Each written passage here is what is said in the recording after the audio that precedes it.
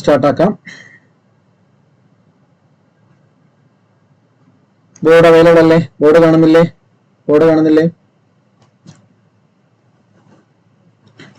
Okay. അപ്പം general area എങ്ങനെ പഠിക്കണം, എന്ത് പഠിക്കണം എന്നുള്ള കാര്യങ്ങളെ പറ്റി വിശദമായിട്ട് നമ്മൾ ഇന്നലെ പറഞ്ഞതാണ്. ഇനി നമ്മൾ ഓരോന്നായിട്ട് പഠിച്ചു തുടങ്ങുകയാണ്. അപ്പൊ ഇന്നലെ പറഞ്ഞ മെത്തേഡിലായിരിക്കും നമ്മളിന്ന് പഠിച്ചു തുടങ്ങുന്നതും അല്ലെങ്കിൽ പഠിക്കുന്നതും. ഓക്കെ. അപ്പം പ്രധാനമായിട്ടും നമ്മൾ ഇത്രയും പത്രങ്ങളാണ് നോക്കുന്നത്. ഇതിലൂടെ കയറി ഇറങ്ങിപ്പോകുന്ന നവോത്ഥാന നായകരും നമ്മൾ ഇതിലൂടെ നോക്കും. ഈ വർഷങ്ങൾ കാണാൻ പഠിക്കുക. രാജ്യസമാചാരം, പശ്ചിമോദയം, ജ്ഞാനനിക്ഷേപം, സന്തുഷ്ടവാദി, മലയാളി, ദീപിക, മലയാള മനോരമ, സുജനനന്ദിനി, ഭാഷാഭൂഷണി, വിവേകോദയം, സ്വദേശാഭിമാനി, കേരള കൗമുദി, മിതവാദി, സമദർശി, മാതൃഭൂമി, ഗജകേസരി, അല്ലമീൻ, യുക്തിവാദി, കേസരി, സത്യവാദി, ചന്ദ്രിക ആൻഡ് പ്രഭാതം. ഇത് കേരളത്തിൽ നിന്നുള്ള പത്രങ്ങളാണ്.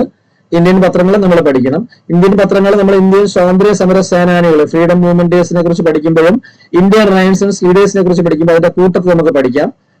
വളരെ കുറച്ച് പഠിച്ചാൽ മതി, എല്ലാം ഒന്നും പഠിക്കേണ്ട, ഇതേപോലെ പഠിക്കേണ്ട. ഓക്കെ. അപ്പൊ നമ്മൾ ഓരോന്നായിട്ട് നോക്കുകയാണ്. ആദ്യമായിട്ട് നമുക്ക് നോക്കേണ്ട പത്രം എന്ന് പറയുന്നത് ഏതാണ്?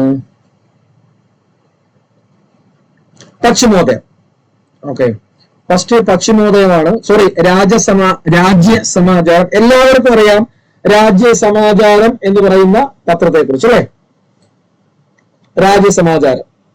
ഇപ്പൊ രാജ്യസമാചാരം എന്ന് പറയുന്നത് മലയാളത്തിലെ ആദ്യ പത്രമാണ് എന്ന് പറയുന്നത്. First news paper in Malayalam language publish in Kerala. മലയാളത്തിലെ ആദ്യ പത്രമാണ് എന്തെന്ന് പറയുന്നത്. കേൾക്കുന്നുണ്ടോ? ഓഡിയോ ഓക്കെ അല്ലേ? ഓക്കെയാണ്. മലയാളത്തിലെ ആദ്യ പത്രമാണ് രാജ്യസമാചാരം എന്ന് പറയുന്നത്. 1847 തലശ്ശേരി ഇല്ലിക്കുന്ന് പ്രസിൽ നിന്ന്, തലശ്ശേരിയിലുള്ള ഇല്ലിക്കുന്ന് പ്രസിൽ നിന്നും പബ്ലിഷ് ചെയ്ത പത്രമാണ്. രണ്ടും തരാം. PSC പല ഓപ്ഷനുകൾ കൊടുത്തിട്ടുണ്ട്. പിന്നെ അതൊരു കാര്യം ഓർക്കേണ്ടത്, ഇല്ലിക്കുന്ന് പ്രസ് എന്നുള്ള ഓപ്ഷൻ കണ്ടിട്ടുണ്ട്, തലശ്ശേരി എന്നുള്ള ഓപ്ഷൻ കണ്ടിട്ടുണ്ട്. അതിന്റെ കൂട്ടത്ത് വേറൊരു ഓപ്ഷൻ ഇവിടെ കാണും, തെല്ലിശ്ശേരി. തലശ്ശേരി തന്നെയാണ് തെല്ലിശ്ശേരി എന്ന് പറയുന്നത്. തെറ്റിപ്പോ തലശ്ശേരി ഉണ്ടെങ്കിൽ തെല്ലിശ്ശേരി കാണത്തില്ല. ചിലപ്പോ PSC തെല്ലിശ്ശേരി എന്നും കൊടുക്കാറുണ്ട്, ശ്രദ്ധിച്ചോളണം. അപ്പൊ തെല്ലിശ്ശേരിയിൽ നിന്ന് 1847 കേരളത്തിലെ പ്രശസ്തിയുടെ മുൻമുടിയിൽ നിന്ന ഒരു കേരള നവോത്ഥാന നായകരുടെ ലിസ്റ്റിൽ വരുന്ന ഹെർമൻ ഗുണ്ടട്ട്, ജർമ്മൻകാരനായ ഒരു ജർമ്മൻ മിഷണറി ആയിട്ടുള്ള ഹെർമൻ ഗുണ്ടട്ട് അച്ചടിച്ചിറക്കിയ പത്രമാണ്. ഇല്ലിക്കിൽ നിന്നും തലശ്ശേരിയിൽ നിന്ന് അല്ലെങ്കിൽ തെല്ലിശ്ശേരിയിൽ നിന്ന് 1847 പ്രസിദ്ധീകരിച്ച പത്രമാണ് ഈ രാജ്യസമാചാരം എന്ന് പറയുന്നത്. ഇതാണ് മലയാളത്തിലെ ആദ്യ പത്രം എന്ന് പറയുന്നത്. ഓക്കെ. ബാക്കിയുള്ളതിന്റെ ഹിസ്റ്ററിയാണ്. 1850 വരെ ഇത് തുടർന്നു. ഈ പത്രത്തിന്റെ അച്ചടി തുടർന്ന് 42 എഡിഷൻസുകൾ ഉണ്ടായിരുന്നു. 1850 വരെ 3 വർഷം. ഓക്കെ. അപ്പം ഇതില് ഉപയോഗിച്ചത്, ഈ പത്രത്തിന്റെ അച്ചടിയിൽ ഉപയോഗിച്ച സൈക്ലോ സ്റ്റൈൽ എന്ന് പറയുന്നത്, അതായത് എന്ത് രീതിയിലുള്ള അച്ചടിയാണ് അവർ ഉപയോഗിച്ച കല്ലച്ച്. ഈ കല്ലച്ച് അവിടെ ഉണ്ട്. ഇംഗ്ലീഷിൽ കല്ലച്ച് എന്ന് പേരുണ്ട്. കല്ലച്ച്, കല്ലുകൊണ്ടുള്ള അച്ച്, കല്ലച്ച് എന്ന് പറയുന്നത്. ഇതിനെ ഇംഗ്ലീഷിൽ വിളിക്കും ഒന്നുകില് കല്ലച്ച് എന്നോ സൈക്ലോ സ്റ്റൈൽ എന്നോ, അല്ലെങ്കിൽ അതിന്റെ കൂട്ടത്തിൽ വേറൊരു ഓപ്ഷൻ കാണുന്ന ലിത്തോ പ്രിന്റിംഗ്. ലിത്തോളജി എന്ന് പറഞ്ഞാൽ എന്താണ്ട് പാറകളെ കുറിച്ചുള്ള പഠനങ്ങൾ. അപ്പൊ അതുകൊണ്ട് കല്ല് വെച്ചുള്ള അച്ച്, കല്ല് കൊണ്ടുള്ള അച്ച്, അതിനെ ലിത്തോ പ്രിന്റിംഗ് എന്നും PSC ഓപ്ഷൻ ചോദിക്കാറുണ്ട്. അപ്പൊ ലിത്തോ പ്രിന്റിംഗ് എന്നുള്ള കാര്യവും മറന്നു. അപ്പൊ ലിത്തോ പ്രിന്റിംഗ് ആദ്യമായിട്ട് കേരളത്തിൽ the first litho printing introduced. Who introduced the litho printing technology in Kerala എന്ന് ചോദിക്കാം. കേരള പ്രസ് എന്ന് പറഞ്ഞ് ചോദിക്കാം. അതും ആരാണ്ട് ആരാണ്? ഹെർമൻ ഗുണ്ടട്ടാണ്. അപ്പൊ ഇത് അച്ചടിച്ച രീതി എന്ന് പറയുന്നത് ലിത്തോ പ്രിന്റിംഗ് ആണ്. ഓക്കെ, അത് ക്രാഫ്റ്റ് ചെയ്തിരിക്കുന്ന ആ ലിത്തോ പ്രിന്റിംഗ് ക്രാഫ്റ്റ് ചെയ്തിരിക്കുന്നത്, അത് കൊണ്ടുവന്നത്, ഇതിനൊക്കെ നേതൃത്വം നൽകിയ ആളാണ് ഹെർമൻ ഗുണ്ടട്ട് എന്ന് പറയുന്നത്. ഇത് ക്രാഫ്റ്റ് ചെയ്തിരിക്കുന്ന വ്യക്തി, കല്ലച്ച് ഉണ്ടാക്കിയിരിക്കുന്ന വ്യക്തി എന്ന് പറയുന്നത് ഡി കന്യൻകാട് കേട്ടോ. ഡി കന്യൻകാട് എന്നുള്ള ഡി കന്യൻകാട് ഇദ്ദേഹം ഒരു തമിഴ് ക്രിസ്ത്യൻ ആയിരുന്നു. തമിഴ് ക്രിസ്ത്യൻ ആയിട്ടുള്ള നെട്ടൂർ എന്ന് പറയുന്ന സ്ഥലത്ത് വെച്ചിട്ടാണ് ഇത് ക്രാഫ്റ്റ് ചെയ്ത് ഈ അച്ച് ഉണ്ടാക്കുന്നത്. അത് ഡി കന്യൻ എന്ന് പറയുന്ന ഒരു തമിഴ് ക്രിസ്ത്യൻ ആണ് ഈ അച്ച് ഉണ്ടാക്കുന്നത്. ഓക്കെ, പിന്നെ ഈ ബേസൽ മിഷൻ ആണ്. അതായത് ക്രിസ്ത്യൻ മിഷണറീസ് ആണല്ലോ. അതായത് ആദ്യകാലങ്ങളിലെ പത്രം ഇറങ്ങിയിരുന്നത് വാർത്തകൾ അറിയിക്കാനല്ല, പിന്നെ എന്തിനു വേണ്ടിയിട്ടാണ്? ആദ്യകാലങ്ങളിൽ പത്രത്തിന്റെ ഹിസ്റ്ററി, കേരളത്തിലെ പത്രത്തിന്റെ ഹിസ്റ്ററി ആരംഭിക്കുന്നതിന് എന്തിനു വേണ്ടിയിട്ടാണ് ഈ പത്രങ്ങൾ ഇറക്കിയത്? എന്ത് കാര്യത്തിന് വേണ്ടിയിട്ടാണ് ഈ പത്രങ്ങൾ ഇറക്കിയത്? പറഞ്ഞേ, എന്ത് കാര്യത്തിന് വേണ്ടിയിട്ടായിരിക്കും? എന്ത് കാര്യങ്ങളൊക്കെ ആയിരിക്കും? അല്ല, പത്രങ്ങൾ കൊണ്ടുവന്നാലും ഇപ്പൊ അത് തന്നെയാണ്. Very good. അതായത് ജർമ്മനിയിലെ ഒരു അച്ഛനായ, പള്ളിയിലെ പാതിരിയായ ഹെർമൻ ഗുണ്ടട്ടാണ് മലയാളത്തെ ആദ്യ പത്രം കൊണ്ടുവന്നിരിക്കുന്നത്. അത് ക്രിസ്ത്യൻ മിഷണറീസുമാരാണ് ആദ്യമായിട്ട് പത്രം സ്റ്റാർട്ട് ചെയ്തിരിക്കുന്നത്. അപ്പൊ എന്താണ് അവരുടെ ലക്ഷ്യം എന്ന് വെച്ചാൽ to spread religious ideals and promote Christianity, അല്ലെ? മതപരമായിട്ടുള്ള, ക്രിസ്തീയപരമായിട്ടുള്ള കാര്യങ്ങൾ ജനങ്ങളിലേക്ക് എത്തിക്കുന്നതിന് വേണ്ടിയിട്ടാണ് ആദ്യ കാലഘട്ടങ്ങളിൽ പത്രങ്ങൾ അച്ചടിച്ചിരുന്നത്. അതായത് greater religious impact and also give way to major revolutions. അതിലൂടെ പലതരത്തിലുള്ള റെവല്യൂഷൻസ് ഉണ്ടാക്കാമെന്നൊക്കെ ഈ ക്രിസ്ത്യൻ അല്ലെങ്കിൽ ഈ ബേസൽ മിഷൻ പോലുള്ള അതിൽ പ്രവർത്തിച്ചിരുന്ന ഈ അച്ഛന്മാര് വിചാരിച്ചിരുന്നു. അത് directly leads to the renaissance. അങ്ങനെയാണ് അത് നമ്മുടെ നവോത്ഥാനത്തിലേക്ക് എത്തപ്പെടുന്നത്. അപ്പൊ എപ്പോഴും ഈ മാഗസിൻ, അതായത് ഈ പത്രങ്ങളെ എപ്പോഴും അവർ ചെയ്യുന്ന importance to promotion of Christianity അല്ലെങ്കിൽ റിലീജിയസ് ഐഡിയൽസ് അല്ലെങ്കിൽ ക്രിസ്ത്യാനിറ്റിയെ പ്രൊമോട്ട് ചെയ്യുക, ഇതിനു വേണ്ടിയിട്ടായിരുന്നു ആദ്യകാലങ്ങളിൽ പത്രങ്ങൾ ഇറക്കിയിരുന്നത്. ഓക്കെ, അതുകൂടാതെ ഇനി ഇവിടെ പഠിക്കേണ്ട കാര്യങ്ങൾ ഇദ്ദേഹത്തിന്. അപ്പം Hermann Gundert 1847 Illikkal press, Thalassery അല്ലെങ്കിൽ തെല്ലിശ്ശേരി, മലയാളത്തിലെ ആദ്യ പത്രം ഏതോ പ്രിന്റിംഗ് അല്ലെങ്കിൽ കല്ലച്ച്, അത് കൊണ്ടുവന്നത്, അത് ക്രാഫ്റ്റ് ചെയ്തിരിക്കുന്നത്, ഉണ്ടാക്കിയെടുത്തത് ഡി കന്യൻകാട് എന്ന് പറയുന്ന ആളാണ്. ഒരു ക്രിസ്ത്യാനിയാണ്, തമിഴ് ക്രിസ്ത്യനാണ്. അത് നെട്ടൂർ വെച്ചാണ്. പിന്നെ അതുപോലെ തന്നെ ഇതിന്റെ ഇമ്പോർട്ടൻസ് എന്ന് പറയുന്നത് പ്രൊമോഷൻ ഓഫ് ക്രിസ്ത്യാനിറ്റിയോ റിലീജിയസ് ഐഡിയൽസ് ഒക്കെ പ്രൊമോട്ട് ചെയ്യുക എന്നുള്ളതായിരുന്നു പ്രധാനപ്പെട്ട ആശയം എന്ന് പറയുന്നത്. അതുകൂടാതെ ഇനി അവിടെ പഠിക്കേണ്ട ഒരു കാര്യം എന്ന് പറയുന്നത് മലയാള പഞ്ചാംഗം. ഇഷ്ടംപോലെ തവണ PSC, ആയിരക്കണക്കിന് തവണ PSC ചോദിച്ചിട്ടുണ്ട്. മലയാള പഞ്ചാംഗം എന്ന് പറയുന്നത്, മലയാള പഞ്ചാംഗം എന്ന് പറയുന്നത് മലയാള പഞ്ചാംഗം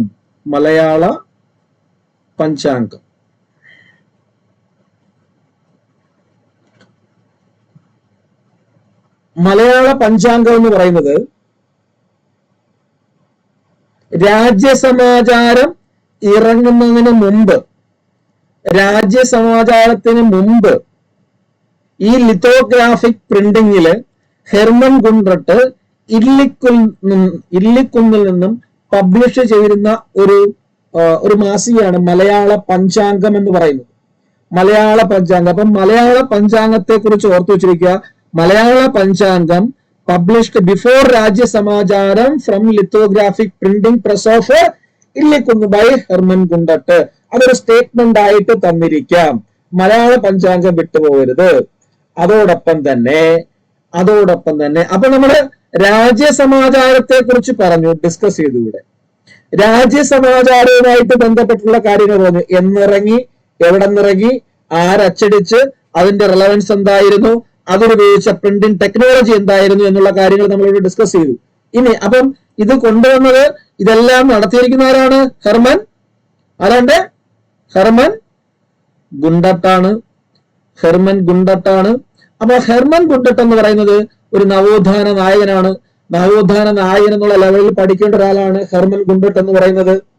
അപ്പൊ ഇദ്ദേഹം, ഈ ഹെർമൻ ഗുണ്ടട്ട് ഈ 1847 തന്നെ, അതായത് ഈ പത്രം അടിച്ചിറക്കുന്ന, പത്രം തുടങ്ങുന്ന സമയത്ത് തന്നെ, ഈ 1847 തന്നെ ഇദ്ദേഹം ഒരു ജേണൽ പുറത്തിറക്കിയിട്ടുണ്ട്. ജേണല് ആർക്കെങ്കിലും പറയാൻ പോലെ ഹെർമൻ ഗുണ്ടട്ടിന്റെ ജേണൽ ഏതാണ്? എനിബഡി 1847 ആ ജേണൽ പുറത്തിറങ്ങുന്നത്. ആ ജേണലിന്റെ പേരാണ് എന്ന് പറയുന്നത് പശ്ചിമോദയം. ജേണലിന്റെ പേരാണ് പശ്ചിമോദയം എന്ന് പറയുന്നത്. ഇതിന്റെ വിഷയം എന്ന് പറയുന്നത് history of Europe and history and geography of Europe. മനസ്സിലായില്ലേ? അതായത് history of Europe, history and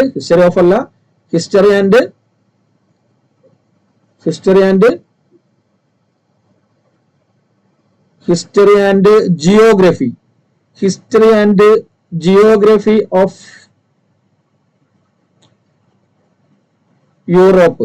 യൂറോപ്പിന്റെ ചരിത്രവും ഭൂമിശാസ്ത്രവും എന്നുള്ള വിഷയത്തെ അധികരിച്ചുകൊണ്ട്, അല്ലെങ്കിൽ വിഷയത്തെ മുൻനിർത്തിക്കൊണ്ട് history and geography of Europe, യൂറോപ്പിന്റെ ചരിത്രവും ഭൂമിശാസ്ത്രവും എന്നുള്ള ഒരു വിഷയത്തെ മുൻനിർത്തിക്കൊണ്ട് 1847 ഹെർമൻ ഗുണ്ടട്ട് ഒരു ജേണൽ പുറത്തിറക്കുന്നു. ആ ജേണലിന്റെ പേരാണ് പശ്ചിമോദയം എന്ന് പറയുന്നത്. അതുപോലെ തന്നെ മലയാളത്തിന്റെ ആദ്യ ഡിക്ഷണറി, മലയാളത്തിന്റെ ആദ്യ ഫസ്റ്റ് ഡിക്ഷണറി ഇറക്കുന്നതും ആര് തന്നെയാണ്?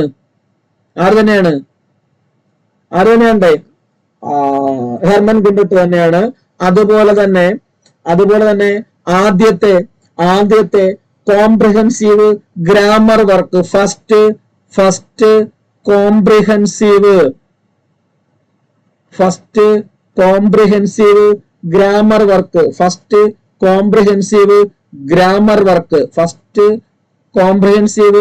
ഗ്രാമർ വർക്ക്, ആദ്യത്തെ ഗ്രാമർ വർക്ക്, കോംപ്രിഹെൻസീവ് ഗ്രാമർ വർക്കും ഹെർമൻ ഗുണ്ടട്ടിന്റെ വകയാണ്. അതുപോലെ തന്നെ ഇദ്ദേഹം രചിച്ച പുസ്തകമുണ്ട്. ഹെർമൻ ഗുണ്ടട്ട് രചിച്ച പ്രശസ്തമായ 2-3 പുസ്തകങ്ങളുണ്ട്. ഏതാണ്? Very good. കേരളപ്പഴമ.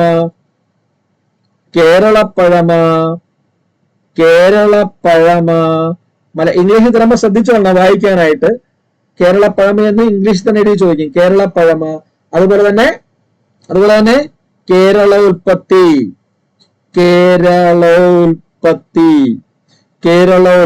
കേരളപ്പഴമ, കേരള ഉൽപ്പത്തി എന്ന് പറയുന്ന പുസ്തകങ്ങള്. അതുപോലെ തന്നെ വേറൊന്നും കൂടെ ഉണ്ട്, സത്യവേദ ഇതിഹാസം. ഇതൊന്നും മറക്കത്തില്ല, കാരണം ഇദ്ദേഹത്തിന് മാത്രമേ ഇങ്ങനെയുള്ള പുസ്തകങ്ങളുള്ളൂ. കേരളപ്പഴമ, കേരള ഉൽപ്പത്തി, സത്യവേദ ഇതിഹാസം.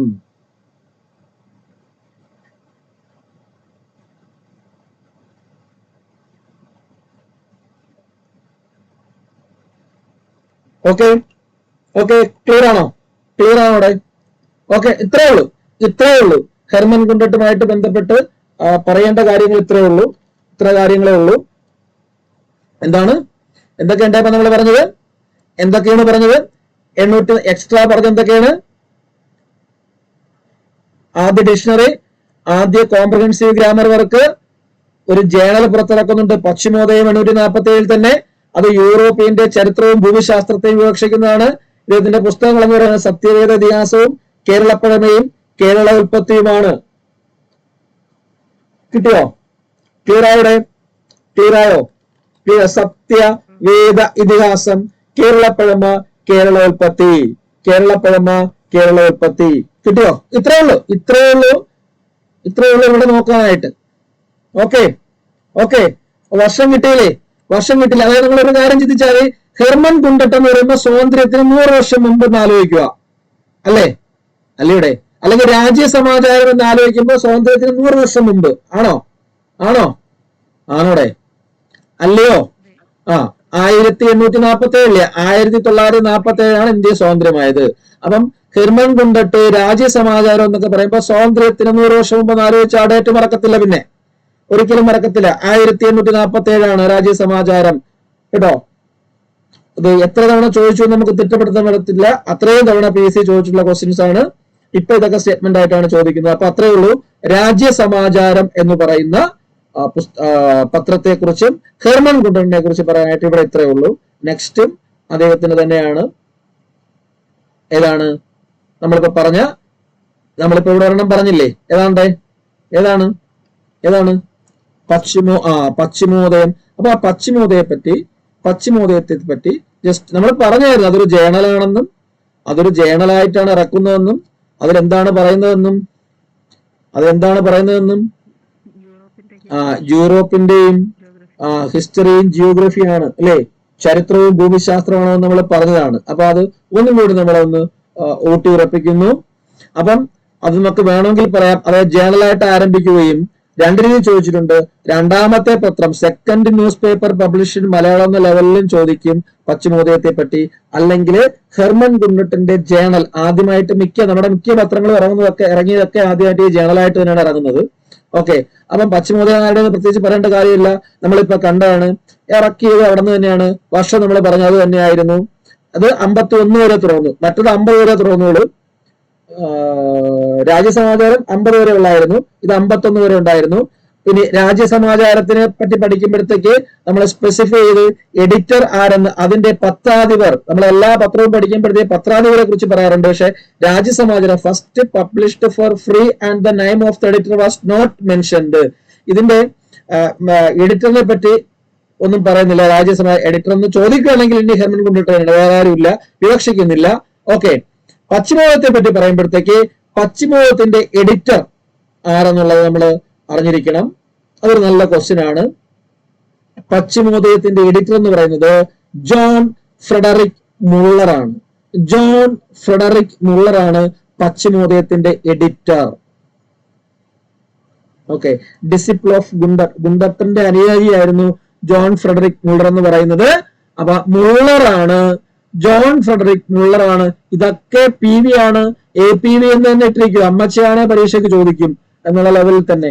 ഓക്കെ, ജോൺ ഫ്രെഡറിക് മുള്ളർ എന്ന് പറയുന്നതാണ് ഈ പശ്ചിമോദയത്തിന്റെ എഡിറ്റർ എന്ന് പറയുന്നത്.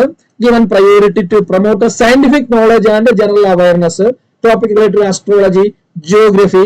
ഇനി അങ്ങനെ സെപ്പറേറ്റ് ചോദിക്കുകയാണെങ്കിൽ ഒരു പ്രത്യേക സ്പെസിഫൈ ചെയ്ത് പ്രധാനമായിട്ടും പശ്ചിമോദയത്തില് യൂറോപ്പിന്റെ ഹിസ്റ്ററിയും യൂറോപ്പിന്റെ ജിയോഗ്രഫിയുമാണ് മെൻഷൻ ചെയ്യുന്നതെങ്കിലും ഒരു ലക്കമല്ലല്ലോ. പിന്നെ അത് പ്രൊമോട്ട് ചെയ്യുന്നത് സയന്റിഫിക് നോളജ്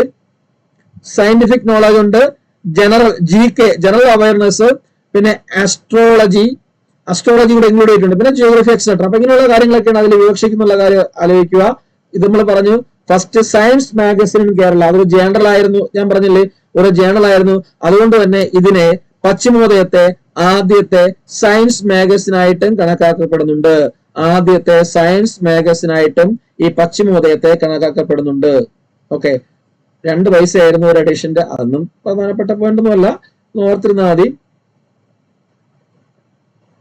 ഓക്കെ, അപ്പൊ അത്ര, അതായത് സെക്കൻഡ് ന്യൂസ് പേപ്പർ ആയിട്ട് കൂട്ടുക പശ്ചിമോദയം, ഫസ്റ്റ് ജേണൽ ആയിട്ട് കൂട്ടുക, അതുപോലെ തന്നെ ഫസ്റ്റ് സയൻസ് മാഗസിൻ ആയിട്ട് കൂട്ടുക. അതുപോലെ തന്നെ സബ്ജക്ട് എന്ന് പറഞ്ഞാൽ mainly focus on history and geography of Europe. കൂടാതെ തുടരെ സയന്റിഫിക് നോളജും ജനറൽ അവയർനെസ്സും റിലേറ്റഡ് ടു ആസ്ട്രോളജി ആൻഡ് ജിയോഗ്രഫിയെ കുറിച്ചുള്ള സയന്റിഫിക് നോളജുകളും ജനറൽ അവയർനെസ്സും ഉൾപ്പെടുത്തിയിരുന്നു. അതുപോലെ 2 പൈസയായിരുന്നു എഡിഷൻ, ഓരോ എഡിഷനും എന്നുള്ള കാര്യം കൂടി പശ്ചിമോദയത്തെ കുറിച്ച് ഓർത്തിരിക്കുക. അതുപോലെ ഞാൻ കുറച്ചു മുമ്പ് പറഞ്ഞ കാര്യമാണ് ഇവിടെ ഒരു പോയിന്റ് ആയിട്ട് ഇവിടെ എഴുതിയിരിക്കുന്നേ ഉള്ളൂ. എന്താണ് നമ്മൾ പറഞ്ഞ കാര്യമാണ്? കേരള ഉൽപ്പത്തി,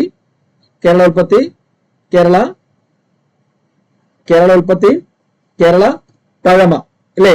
അതായത് പഴമ, ഇദ്ദേഹത്തിന്റെ പുസ്തകങ്ങൾ എന്നുള്ള കാര്യം ഓർത്തിരിക്കുക. അത് നമ്മൾ പറഞ്ഞ കാര്യമാണ്. അത്രേ ഉള്ളൂ. ഇത്രേ നമ്മൾ നേരത്തെ മുകളിൽ പറഞ്ഞ കാര്യം തന്നെ ഒന്നും കൂടെ ഒന്ന് തെറ്റിപ്പോതിരിക്കാൻ വേണ്ടി എടുത്ത് എഴുതിയിരിക്കണമെന്നേ ഉള്ളൂ.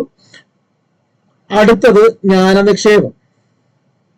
ജ്ഞാനനിക്ഷേപം ഓക്കെ, വളരെ വളരെ ഇമ്പോർട്ടന്റ് ആയിട്ടുള്ള ഒരു പത്രമാണ് ജ്ഞാനനിക്ഷേപം എന്ന് പറയുന്നത്. ജ്ഞാനനിക്ഷേപം എന്ന് പറയുന്നത് നേരത്തെ പറഞ്ഞതുപോലെ തന്നെ നമ്മുടെ രാജ്യസമാചാരം ചോദിച്ചതുപോലെ നമുക്ക് എണ്ണി തിട്ടപ്പെടുത്തുവാൻ പറ്റാത്ത തരത്തില് നമ്മളോട് ചോദിച്ചിരിക്കുന്ന PSC ചോദിച്ചിരിക്കുന്ന ഒരു പത്രമാണ് ജ്ഞാനനിക്ഷേപം എന്ന് പറയുന്നത്.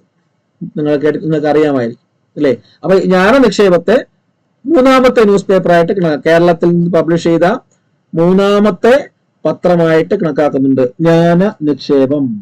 ജ്ഞാനനിക്ഷേപം എന്ന് പറയുന്നത് കേരളത്തിൽ നിന്നും പബ്ലിഷ് ചെയ്ത മൂന്നാമത്തെ പത്രമായിട്ട് ജ്ഞാനനിക്ഷേപത്തെ കണക്കാക്കുന്നുണ്ട്. ജ്ഞാനനിക്ഷേപം. അത് കൂടാതെ അവിടെ വെരി വെരി ഇമ്പോർട്ടന്റ് ആയിട്ടുള്ള ഒരു പോയിന്റ് എന്ന് പറയുന്നത് ഈ പോയിന്റ് ആണ്.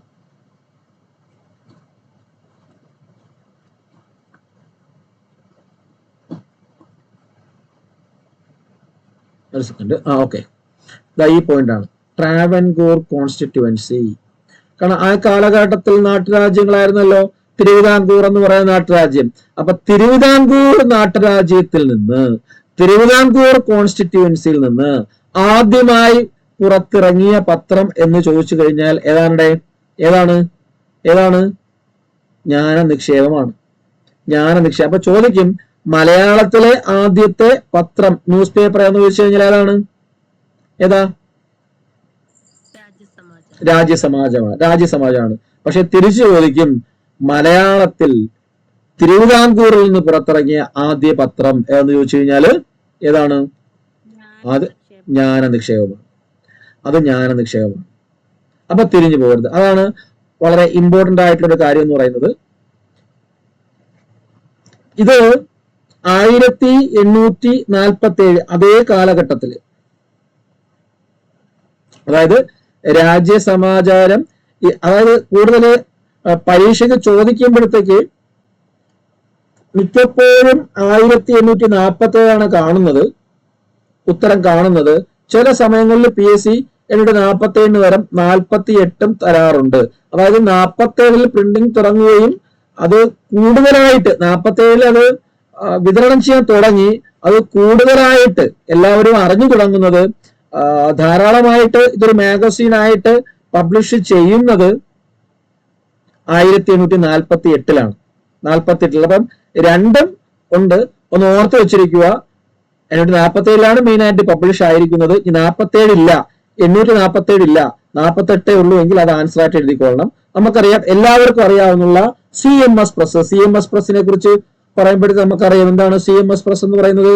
CMS പ്രസ് എന്ന് പറയുന്നത് എന്താണ് CMS പ്രസ്? എന്താണ് പ്രത്യേകത? CMS പ്രസിന്റെ പ്രത്യേകത അല്ല, CMS പ്രസിന്റെ പ്രത്യേകത പറയാം. CMS പ്രസിന്റെ പ്രത്യേകത, ചാവറയച്ചനൊക്കെ അവിടെ നിൽക്കട്ടെ. എന്താണ്? കേരളത്തിലെ ആദ്യത്തെ പ്രസ് അല്ലെ? കേരളത്തിലെ ആദ്യ പ്രസ് അല്ലെ? കേരളത്തിലെ ആദ്യ പ്രസ്. അവിടെ നിന്നും ആ ഒരു ക്വസ്റ്റ്യൻ വരാം. കേരളത്തിലെ ആദ്യ അച്ചടിശാല CMS പ്രസ് എവിടെയാണ്? CMS പ്രസ് കോട്ടയമാണ് അല്ലെ? കോട്ടയം അല്ലെ? Which is established in 1821. 1821 കോട്ടയത്ത് ആദ്യമായിട്ട് ഈ CMS പ്രസ് വരുന്നത്. ആരാണ് കൊണ്ടുവരുന്നത്? ബെഞ്ചമിൻ ചാവറയച്ചനാണ് CMS പ്രസ് കൊണ്ടുവരുന്നത്.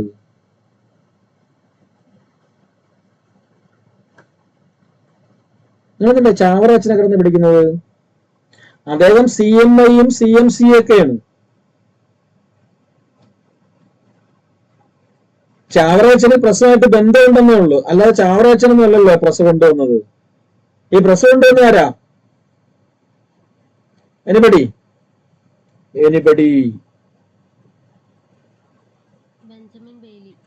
Very good. Benjamin Bailey. Benjamin Bailey. Benjamin ബെയ്ലിയാണ് 1821 കേരളത്തിലെ ആദ്യത്തെ അച്ചടിശാലയായ ആദ്യത്തെ പ്രസ് CMS പ്രസ് 1821 കോട്ടയത്ത് സ്ഥാപിക്കുന്നത്. ഇദ്ദേഹവും ഒരു CMS മിഷണറി ആയിരുന്നു.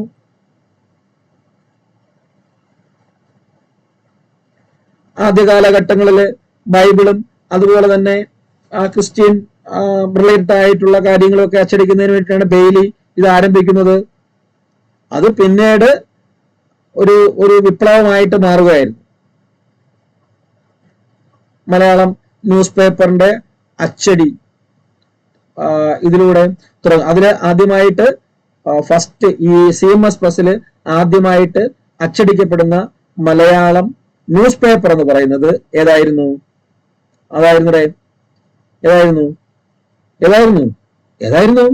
ജ്ഞാനനിക്ഷേപം. It was the first news paper in Kerala started printing from printing press. അല്ലെ? അച്ചുകൂടം എന്നറിയപ്പെടുന്ന, അച്ചുകൂടം എന്നാണ് അറിയപ്പെടുന്നത്. ആ പ്രിന്റിംഗ് പ്രസ്സിനെ അന്ന് അച്ചുകൂടം എന്നാണ് വിളിക്കുന്നത്. അപ്പൊ അച്ചുകൂടം എന്നറിയപ്പെടുന്ന ആ പ്രിന്റിംഗ് പ്രസ്സില് ഈ CMS പ്രസ്സില് ആദ്യമായിട്ട് അച്ചടിച്ച ന്യൂസ് പേപ്പർ എന്ന് പറയുന്നത് ഏതായിരുന്നു? ഈ ജ്ഞാന നിക്ഷേപമായിരുന്നു. CMS പ്രസ്സില് അച്ചടിച്ച ജ്ഞാന നിക്ഷേപമായിരുന്നു. അവിടെ അച്ചടിക്കുന്ന ആദ്യ ന്യൂസ് പേപ്പർ എന്ന് പറയുന്ന prominent figures to leadership reverend George Mathan, Deccan Koshy, പിന്നെ എന്താണ് പുള്ളിക്കുഞ്ഞ്, എന്താണ് കണ്ടാശ. അതായത് ഇതിന് ശേഷം വന്ന് ഇത് അതിന്റെ കൂടെ ലീഡർഷിപ്പ് ഉണ്ടായിരുന്നവരാണ്. അത് വളരെ റിലവന്റ് ആയിട്ടുള്ള പോയിന്റ് ഒന്നുമല്ല, ജസ്റ്റ് വേണമെങ്കിൽ ഒന്ന് ഓർത്തിരിക്കാനെന്നേ ഉള്ളൂ. അവിടെ അത് കണ്ടുകൊണ്ട് കൊടുത്തിരിക്കണമെന്നേ ഉള്ളൂ. ഇത് ഇതുവരെയും PSC ചോദിച്ചിട്ടില്ല. PSC ഒന്നും ഇങ്ങനെ ഈ ഒരു ക്വസ്റ്റ്യൻസ് ഒന്നും ഇതുമായി റിലേറ്റ് ചെയ്തിട്ട് ചരിത്രത്തിൽ ഇതുവരെ ചോദിച്ചിട്ടില്ല. ഒന്ന് പറഞ്ഞിരിക്കണമെന്നേ ഉള്ളൂ. പിന്നെ നമ്മൾ നേരത്തെ പറഞ്ഞ പോലെ തന്നെ ക്രിസ്ത്യാനിറ്റിയും ജനറൽ ഹാപ്പനിങ് സൊസൈറ്റീനെയൊക്കെ അതായിരുന്നു ജ്ഞാനനിക്ഷേപത്തിന്റെ ലക്ഷ്യം എന്ന് പറയുന്നത്. അല്ല, വേറെ ഒന്നും ഇല്ലായിരുന്നു ജ്ഞാനനിക്ഷേപം എന്ന് പറയുന്നത്. അപ്പൊ ഇത്രയും കാര്യങ്ങള് ജ്ഞാനനിക്ഷേപമായിട്ട് ബന്ധപ്പെട്ട് പഠിക്കുക. അപ്പോൾ അവളുടെ CMS പ്രസ്സിനെ കുറിച്ചും പഠിക്കുക. CMS പ്രസ്സിനെ കുറിച്ചും ജസ്റ്റ് ഒന്ന് പഠിച്ചിരിക്കുക കേട്ടോ. നിങ്ങൾ ഈ ചാവറ ഏലിയാസ് കുര്യാക്കോസിനെ കുറിച്ച് പഠിക്കുമ്പോഴത്തേക്ക് നിങ്ങൾ CMS കിടന്ന് പഠിക്കരുത്. അദ്ദേഹത്തിന്റെ സഭകൾ ഏതൊക്കെയായിരുന്നു? ചാവറയുടെ സഭ, CMIയുടെ ഫൗണ്ടർ അല്ലേ?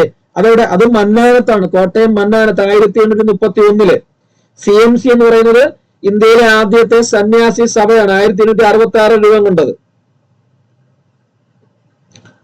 CMS അല്ലാതെ കേട്ടോ, ഓർത്തിരിക്കുക. അത് നമ്മൾ അതിലേക്ക് വരും, ചാവറയിലേക്ക് വരും. ഓക്കെ, ഇപ്പൊ അങ്ങോട്ട് പോയി അത് നിങ്ങൾ കൺഫ്യൂഷൻ ആക്കണ്ട. ഓക്കെ, അപ്പം ഇത്രയും കാര്യങ്ങൾ ജ്ഞാനനിക്ഷേപമായിട്ട് മൂന്നാമത്തെ ന്യൂസ് പേപ്പറാണ്. ട്രാവൻകൂറിൽ നിന്നും പബ്ലിഷ് ചെയ്ത, തിരുവിതാംകൂറിൽ നിന്നും ഇറക്കിയ ആദ്യത്തെ ന്യൂസ് പേപ്പറാണ്. പിന്നെ ഒരു പോയിന്റ് പറയാൻ വിട്ടുപോയി. ഈ പോയിന്റ് എന്താണ്ട്, first news paper which started giving news with image, അതായത് വാർത്തയോടൊപ്പം ചിത്രവും കൂടി കൊടുത്ത ഫസ്റ്റ് ന്യൂസ് പേപ്പർ എന്ന് പറയുന്നത് ഈ ജ്ഞാനനിക്ഷേപം തന്നെയാണ്. അച്ചടിച്ച CMS പ്രസ് ആണ്. എന്നാണ് CMS പ്രസ് വന്നതെന്നുള്ളത് ഓർത്തിരിക്കുക. ആരാണ് CMS പ്രസ് കൊണ്ടുവന്നതെന്ന് ഓർത്തിരിക്കുക. പിന്നെ ഈ 1848 റെലവൻസും കൂടി ഞാൻ പറഞ്ഞ കാര്യം ഒന്ന് ഓർത്ത് വെച്ചിരിക്കുക. അത്രേ ഉള്ളൂ ജ്ഞാനനിക്ഷേപം എന്ന് പറയുന്ന പത്രം. ജ്ഞാനനിക്ഷേപം ഇവിടെ നമുക്ക് വലുതായിട്ട് ഇതില്ല,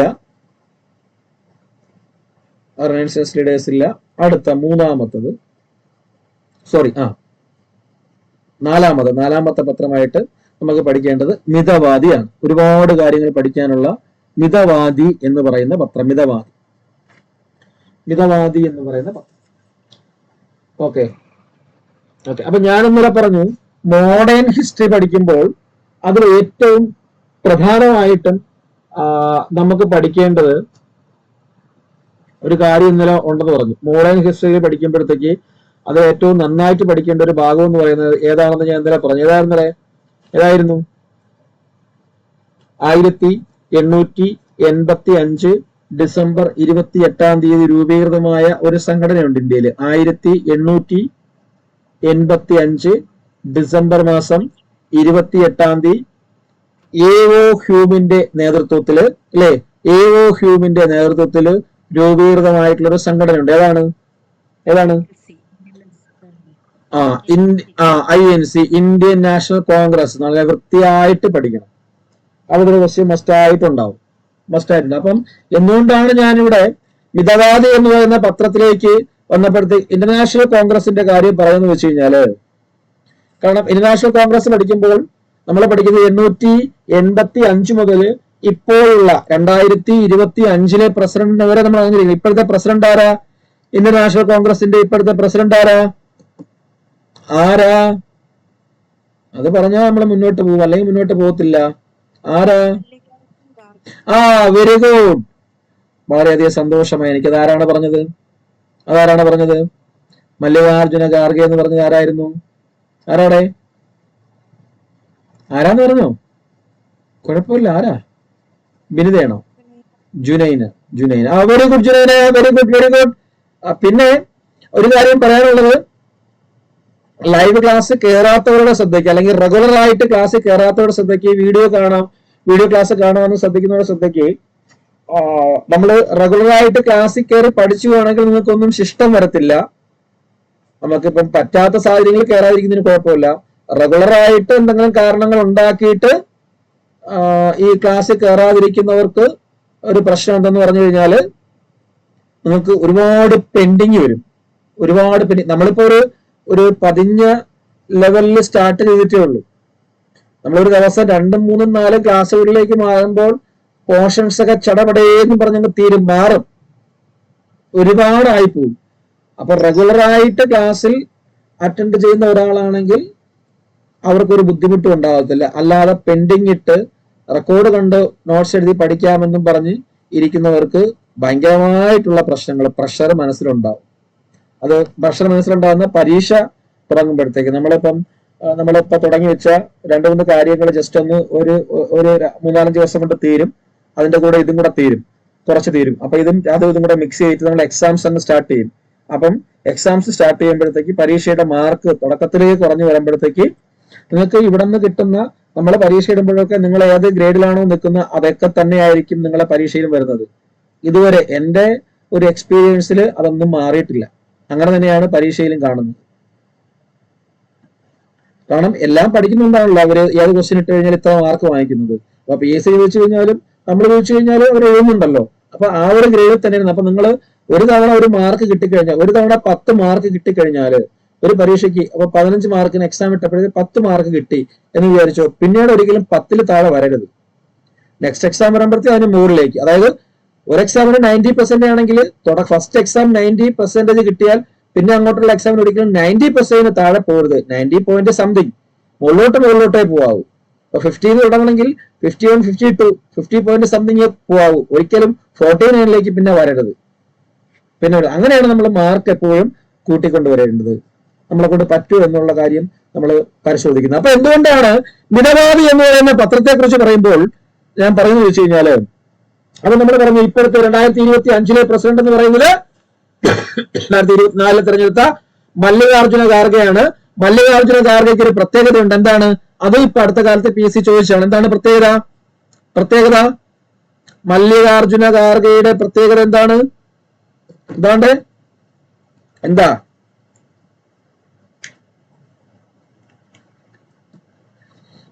അദ്ദേഹം ഏത് കമ്മ്യൂണിറ്റിയിൽ നിന്നും തെരഞ്ഞെടുക്കപ്പെട്ട ആദ്യ പ്രസിഡന്റ് ആണ്?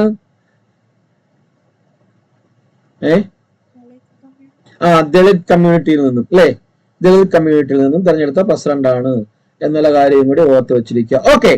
അപ്പം 1905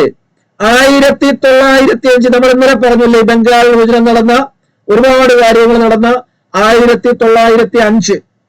അപ്പം 1905 ബംഗാൾ വിഭജനം നടക്കുന്ന സമയത്ത് കർഷൻ പ്രഭു നമ്മുടെ വൈസ്രോയി ആയിരിക്കുന്ന കാലഘട്ടത്തില് ഒരു INC സമ്മേളനം നടന്നു. എവിടെ വെച്ചിട്ട് ഉത്തർപ്രദേശിലെ സാരികളുടെ നഗരം എന്നൊക്കെ പറയുന്ന, ഉത്തർപ്രദേശിലെ UP-യിലെ ഒരു സ്ഥലത്ത് വെച്ച്, UP-യിലെ ഒരു പ്രദേശത്ത് വെച്ച് സാരിയുടെ പട്ടണം എന്നോ സാരിയുടെ പ്രദേശം എന്നൊക്കെ അറിയപ്പെടുന്ന, സാരി ധാവണി ഇതൊക്കെ പ്രദേശം എന്നൊക്കെ പറയുന്ന എവിടെയുടെ യു പിയിലെ പറയേ 1905 ഇതിപ്പോ ഇവിടെ പഠിച്ചോളാം. ഇപ്പൊ ഇവിടെ പഠിച്ചോളാം. ഇത് ഒരെണ്ണം അപ്പൊ നിങ്ങൾ പഠിക്കും. നമ്മള് 1885 മുതൽ 2025 വരെയുള്ള പ്രസിഡന്റിനെ പഠിക്കണമെന്ന് ഞാൻ പറഞ്ഞത്. എല്ലാം പഠിക്കണ്ട, പ്രധാനപ്പെട്ട കുറെ പേരെ പറ്റി പഠിക്കണം. ഒരു ക്വസ്റ്റ്യൻ മസ്റ്റ് ആയിട്ടുണ്ടായിരിക്കും, ഒരു സംശയവും വേണ്ട. അപ്പൊ ഒരെണ്ണം ഇപ്പൊ ഇവിടെ പഠിച്ചോ. ഒരു സമ്മേളനം എന്തുകൊണ്ട് 1905 യു പിയിലെ സാരികളുടെ പട്ടണം എന്നൊക്കെ പറയുന്ന ഏറെ ആ പേരിൽ തന്നെയാണ് സാരിയൊക്കെ അറിയപ്പെടുന്നത്. ആർക്ക് പറയാം?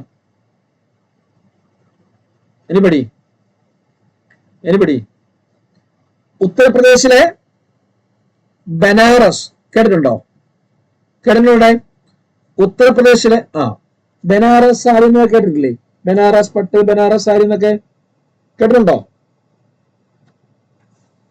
കേട്ടിട്ടില്ലേ?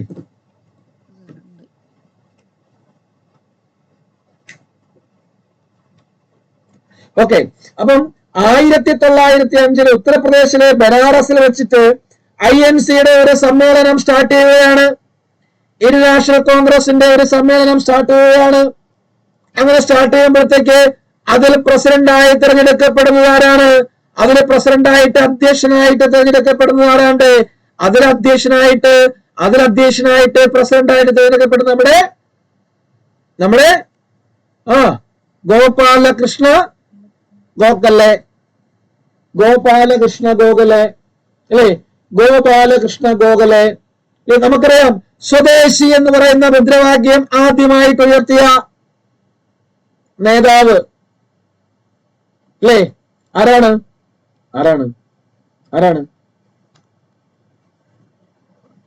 ഇദ്ദേഹം ഗോപാലകൃഷ്ണ ഗോഖലെ തന്നെയാണ് എന്ന് വേണമെങ്കിൽ പറയാം. കാരണം ഈ സ്വദേശി എന്ന് പറയുന്ന വാക്ക് ആദ്യമായിട്ട് ഒരു മുദ്രാവാക്യമായിട്ട് ഉയർത്തുന്ന സമ്മേളനം ഏതാണ്? ഈ ബനാറസ് സമ്മേളനമാണ്. അതിന്റെ അധ്യക്ഷൻ എന്ന് പറയുന്നത് ഈ ഗോപാലകൃഷ്ണ ഗോഖലെയാണ്, സ്വദേശി. അപ്പം ആ സ്വദേശി എന്ന് പറയുന്ന മുദ്രാവാക്യം ആദ്യമായിട്ട് ഉയർത്തിയ സമ്മേളനം 1905 ബനാറസ് സമ്മേളനമാണ്. അപ്പൊ മനുഷ്യൻ തിരിച്ചു വയ്ക്കും, ബംഗാൾ വിഭജന സമയത്തെ INCയുടെ പ്രസിഡന്റ് ആര്? ഗോപാലകൃഷ്ണ ഗോഖലെ. അങ്ങനെ ഈ 1905 ഈ ബനാറസ് കോൺഗ്രസ് സമ്മേളനത്തില് ഇന്ത്യയിലെ ആ രാഷ്ട്രീയ നേതാക്കളെ 2 ഗ്രൂപ്പുകളായിട്ട് ഗോഖലെ വിശേഷിപ്പിച്ചു. 2 ഗ്രൂപ്പുകളായിട്ട് ഗോഖലെ വിശേഷിപ്പിച്ചു. എന്തൊക്കെയായിരുന്നു ആ ഗ്രൂപ്പുകള്? മിതവാദി എന്നും തീവ്രവാദി എന്നും. അതിൽ മിതവാദികളിൽ ഉൾപ്പെട്ടിരുന്നവരാരൊക്കെയായിരുന്നു?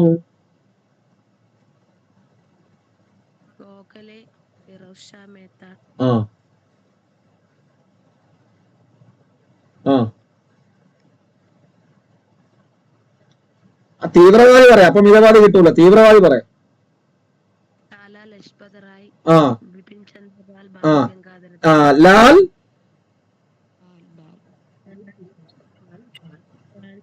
ലാലാ ലജപത് റോയ്, ബിപിൻ ചന്ദ്രപാൽ, ലാൽ പാൽ ബാൽ അല്ലേ? ലാലാ ലജപത് റോയ്, ബിപിൻ ചന്ദ്രപാൽ, ബാലഗംഗാധര തിലക് അല്ലേ? ഇത്രയും പേരെയാണ് തീവ്രവാദി വിഭാഗമെന്ന് വിശേഷിപ്പിക്കുന്നത്. ബാക്കി മിതവാദികൾ വരുന്ന ബാക്കിയുള്ള എല്ലാവരും, നമ്മുടെ നെഹ്റു ഉൾപ്പെടെ, ദാദാഭായി നവറോജി ഉൾപ്പെടെ, റഹ്മത്തുള്ള സായനി ഉൾപ്പെടെ, ഗോപാലകൃഷ്ണ ഗോഖലെ ഉൾപ്പെടെ, അങ്ങോട്ടുള്ള ബാക്കിയുള്ളവർ ഉൾപ്പെടെ എല്ലാവരും ബാക്കിയുള്ള മിതവാദി ഗ്രൂപ്പിലേക്ക് വരും. അപ്പം ആ സമ്മേളനത്തില് ഈ 1905 യു പിയിലെ ബനാറസിൽ നടന്ന INC സമ്മേളനത്തില് പ്രസിഡന്റ് ഗോപാലകൃഷ്ണ ഗോഖലെയാകുകയും ആ സമ്മേളനത്തില് ഈ ഗോപാലകൃഷ്ണ ഗോഖലെ ഇന്ത്യയിലെ നേതാക്കളെ 2 ഗ്രൂപ്പുകളായിട്ട് വിഭജിച്ചു. അതിലൊന്നായിരുന്നു മിതവാദി എന്ന് പറയുന്നത്. അങ്ങനെയാണ് അങ്ങനെയാണ്, അല്ലെങ്കിൽ ഇതിൽ നിന്നുമാണ് മിതവാദി എന്ന് പറയുന്ന പത്രം പുനർജനിക്കുന്നത്. ഈ വാക്കിൽ നിന്ന്, അതായത് ഈ ഒരു കാര്യത്തെ ഇൻസ്പയർ ചെയ്തുകൊണ്ടാണ് മിതവാദി പത്രത്തിന് മിതവാദി എന്ന് പറയുന്ന പേര് സ്വീകരിക്കുന്നത്. ഓക്കെ, ക്ലിയർ ആണോ? ക്ലിയർ ആണോടെ പറഞ്ഞത്? ക്ലിയർ അല്ലേ? ക്ലിയർ ആണല്ലോ? Okay okay. അങ്ങനെ ഈ മിതവാദി പത്രത്തിന്റെ ആദ്യത്തെ ഉടമസ്ഥൻ എന്ന് പറയുന്നത് ആരാണ്? ടി ശിവശങ്കരനായിരുന്നു. ടി ശിവശങ്കരൻ ആരായിരുന്നു? അദ്ദേഹം ഒരു വ്യാപാരിയായിരുന്നു, തലശ്ശേരിയിലുള്ള ഒരു വ്യാപാരിയായിരുന്നു ടി ശിവശങ്കരൻ എന്ന് പറയുന്നത്. അപ്പൊ നമ്മളോട് ചോദിക്കുന്നത് മിതവാദി എസ്റ്റാബ്ലിഷ്, മിതവാദി കൊണ്ട്, മിതവാദിയുടെ ഉടമസ്ഥൻ, the news paper, the Kerala renowned news paper Mithavadi established by T Sivasankar എന്ന് പറഞ്ഞാൽ ശരിയാണ്. അല്ലെ എസ്റ്റാബ്ലിഷ്ഡ് ബൈ മൂർക്കോത്ത് കുമാരൻ എന്ന് പറഞ്ഞാലോ ശരിയാണോ? ശരിയാണോടെ? ശരിയാണോ? ആണോ? അല്ല, അല്ല. കാരണം എന്താണ്? കാരണം എന്താ? കാരണം എന്താ? കാരണം എന്താ? എസ്റ്റാബ്ലിഷ്ഡ് ബൈ മൂർക്കോത്ത് കുമാരൻ എന്ന് പറഞ്ഞു കഴിഞ്ഞാല് അത് ശരിയല്ലാത്ത കാരണം എന്താ? അത് ശരിയല്ലാത്ത കാരണം എന്താ?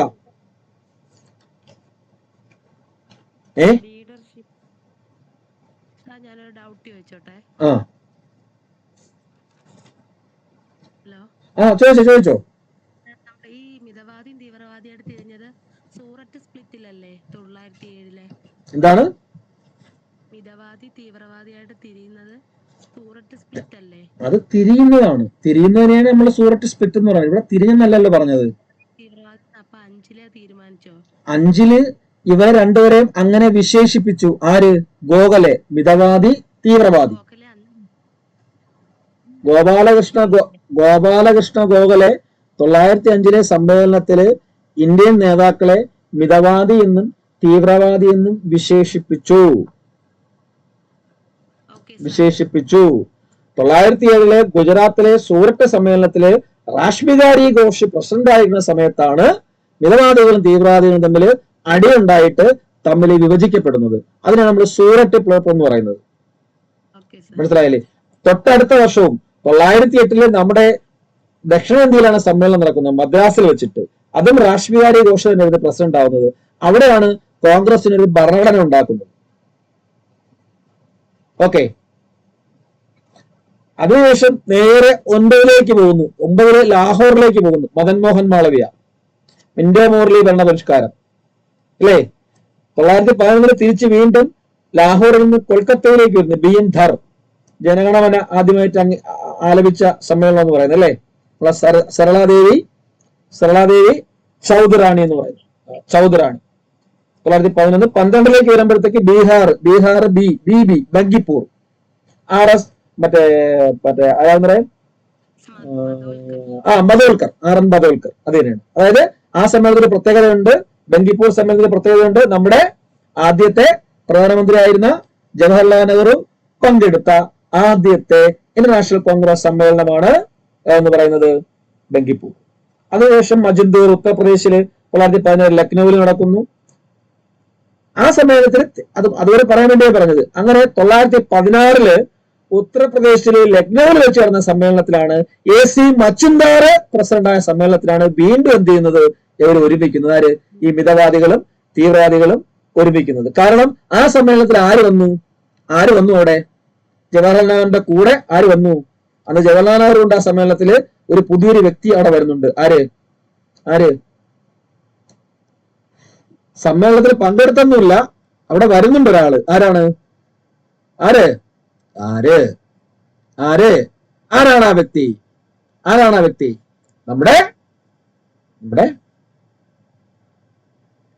നമ്മുടെ രാഷ്ട്രപിതാവായ മഹാത്മാഗാന്ധി അല്ലേ?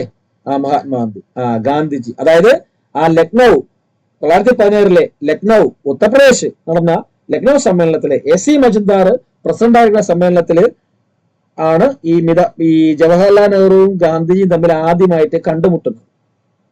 മനസ്സിലായില്ലേ? അവിടെ വെച്ചിട്ടാണ് തിലകനും ജിന്നയുമായിട്ട് ഒരു ഉടമ്പടിയൊക്കെ ഒപ്പുവെക്കുന്നത്. അതായത് INCയും മുസ്ലിം ലീഗും തമ്മിൽ ഒരുമിച്ച് പ്രവർത്തിക്കാമെന്ന് പറഞ്ഞിട്ട് ഒരു ഉടമ്പടിയൊക്കെ ഒപ്പുവെക്കുന്നത് അവിടെയാണ്. തിലക് ആൻഡ് ജിന്ന ഉടമ്പടി. അതിന് തിലക് ആൻഡ് ജിന്ന അല്ല, ലക്നൗ ഉടമ്പടി എന്ന് പറയും. ഒപ്പുവെക്കുന്നതൊക്കെ അവിടെയാണ്. ഭയങ്കര ഒരു വലിയൊരു സമ്മേളനമായിരുന്നു അത്. അപ്പൊ ആ ഗാന്ധിജിയുടെ ഒക്കെ ഇടപെടൽ കൊണ്ടാണ് ഈ മിതവാദികളും തീവ്രവാദികളും കൂടി തമ്മിൽ അവിടെ വെച്ചിട്ട് എന്ത് ചെയ്യുന്നത്, ഒരുമിക്കുന്നത്. ഓക്കെ, വീണ്ടും അവർ അടിച്ചു പിരിയുന്നുണ്ട്. അത് പിന്നെ നമ്മൾ വരും, പിന്നെ അങ്ങോട്ടേക്ക് വരുമ്പോഴത്തേക്ക്. ഓക്കെ, നമുക്ക് പഠിക്കാതെ നന്നായിട്ട്. ഓക്കെ, സംശയം പറയാം. ഓക്കെ അല്ലേ? ഓക്കെ അല്ലേ? പോയോ? ഓക്കെ. ഇപ്പൊ ഈ കാര്യം പഠിക്കാത്തവര് ഞാൻ പറഞ്ഞ ബാക്കിയുള്ള കാര്യങ്ങളൊക്കെ വിട്ടിരിക്കുക. കോശം, മാളവിയും, ധറും, മധോൽക്കറും, മജുംദാറും ഒക്കെ വിട്ടിരിക്കുക. ഈ ഗോപാലകൃഷ്ണ മാത്രം 905 മാത്രം ഓർക്കുക. നമുക്ക് ആ ഹിസ്റ്ററി ഒന്ന് പറയാൻ വേണ്ടിയിട്ട് നിങ്ങൾ അടുത്തേക്ക് എത്തിക്കാൻ വേണ്ടിയിട്ടാണ് ഞാനത് പറഞ്ഞത്. ഓക്കെ അല്ലേ? ക്ലിയർ അല്ലേ? ഓക്കെ അല്ലേ? ഓക്കെ. അപ്പം ഞാൻ പറഞ്ഞത് ഈ പത്രത്തിന്റെ ഓണർ എന്ന് പറയുന്നത്, അപ്പൊ മിതവാദിയുടെ ഓണർ, ഉടമസ്ഥൻ, എസ്റ്റാബ്ലിഷ് ചെയ്തത്, അത് കൊണ്ടുവന്നത് ആരെന്ന് ചോദിച്ചു കഴിഞ്ഞാൽ ആരാണത്? അത് നമ്മുടെ ടി ശിവശങ്കരൻ കേട്ടോ. ടി ശിവശങ്കരൻ, മാറിപ്പോകരുത്. പക്ഷേ മൂർക്കോത്തുകുമാരൻ എന്ന് പറയുന്നത് ആരാണ്?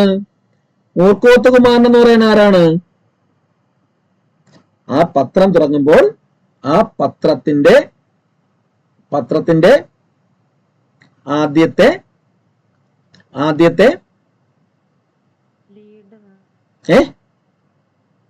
എഡിറ്റർ, പത്രാധിപർ. മനസ്സിലായില്ലേ?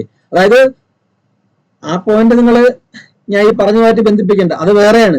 ആ ഹിസ്റ്ററി വേറെയാണ്. 907 ഹിസ്റ്ററി അത് നമ്മൾ പറയും. 907 ഹിസ്റ്ററി വേറെ. അതായത് ഈ പത്രം 905 സ്റ്റാർട്ട് ചെയ്യുമ്പോൾ, 905 കാലഘട്ടത്തിൽ സ്റ്റാർട്ട് ചെയ്യുമ്പോഴത്തേക്ക് പബ്ലിഷ് ആക്കിയിട്ടില്ല. 905 ടി ശിവശങ്കരന്റെ നേതൃത്വത്തിൽ ഈ പത്രത്തിന്റെ കാര്യങ്ങളൊക്കെ നടക്കുന്നു. 907 പത്രം പബ്ലിഷ് ആവുന്നു. അതായത് 907 തലശ്ശേരിയിൽ തന്നെയുള്ള ഒരു വിദ്യാവിലാസിനി എന്ന് പറയുന്ന പ്രസ് ഉണ്ട്. വിദ്യാവിലാസിനി, അവിടേക്ക് വരാം. ആ പ്രസിൽ നിന്നാണ് ഈ പത്രം ആദ്യമായിട്ടൊക്കെ ഇറങ്ങുന്നത്. അപ്പം ടി ശിവശങ്കർ, അത് വീണ്ടും എടുത്തെടുത്ത് പറയുന്നത് ഒരുപാട് തവണ ചോദിച്ചിട്ടുള്ള, ടി ശിവശങ്കരനും മൂർക്കോത്തുകുമാരനും സി കൃഷ്ണനും തമ്മില് പൊരിഞ്ഞ അടിയാണ്. അങ്ങോട്ടും ഇങ്ങോട്ടും കിടന്ന് മാറിപ്പോവും, കംപ്ലീറ്റ് തെറ്റിപ്പോവും. അത് കറക്റ്റ് പഠിച്ചുകൊണ്ട് പോകാത്തതുകൊണ്ടാണ് അത് തെറ്റിപ്പോകുന്നത്. അതുകൊണ്ട് അത് വ്യക്തമായിട്ട് മനസ്സിലാക്കിയിരിക്കണം. പരീക്ഷയ്ക്ക് ചിലപ്പോൾ ചോദിക്കും, മിതവാദിയുടെ എഡിറ്റർ എന്നും പറഞ്ഞ് ഒരിക്കലും ഒരു ക്വസ്റ്റ്യൻ ചോദിക്കത്തില്ല. ഒന്നുകിൽ മിതവാദി പത്രത്തിന്റെ ആദ്യ എഡിറ്റർ എന്നോ, മിതവാദി പത്രത്തിന്റെ ആദ്യ എഡിറ്റർ അല്ലെങ്കിൽ ആദ്യ പത്രാധിപർ എന്ന് ചോദിക്കുകയാണെങ്കിൽ ആരാണ്? മിതവാദി പത്രത്തിന്റെ ആദ്യ പത്രാധിപർ ആര്? മൂർക്കോത്തുകുമാരൻ. Very good. രണ്ടാമത്തെ ചോദ്യം ചോദിക്കുന്നത് അതിന്റെ മുന്നിൽ ഒരു ഡേറ്റും കൂടെ ഇടും. എന്താണ്? 1913 മിതവാദി പത്രം കോഴിക്കോട് നിന്നിറങ്ങുമ്പോൾ, അല്ലെങ്കിൽ 1913 മിതവാദി പത്രത്തിന്റെ എഡിറ്റർ ആര് എന്നായിരിക്കും ചോദ്യം. 1913 മിതവാദി പത്രത്തിന്റെ എഡിറ്റർ ആരെന്നായിരിക്കും ചോദ്യം. 13 ആരാണ്? അത് നമ്മൾ പഠിക്കും. ആരാണ് 1913 എഡിറ്റർ എന്ന് പറയുന്നത്? ആരാണ്?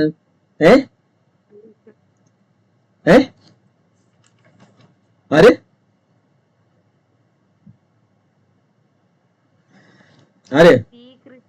സി കൃഷ്ണനല്ല. സി കൃഷ്ണൻ. സി കേശവനല്ല, എനിക്ക് തെറ്റിപ്പോയി. ശ്രീകൃഷ്ണൻ. അതെ, ഈ സി കൃഷ്ണനും സി കേശവനല്ലേ? സി കേശവനുമല്ലേ?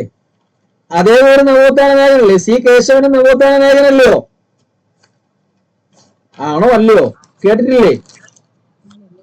ഞാൻ ഇന്നലെ അത് പറഞ്ഞതാണ്. സി കേശവനെ കുറിച്ചൊക്കെ ഇന്നലെ നമ്മൾ വാദപൂർവ്വം സംസാരിച്ചതല്ലേ? അല്ല, ഏത് ഏത് കോഴഞ്ചേരി പ്രസംഗം.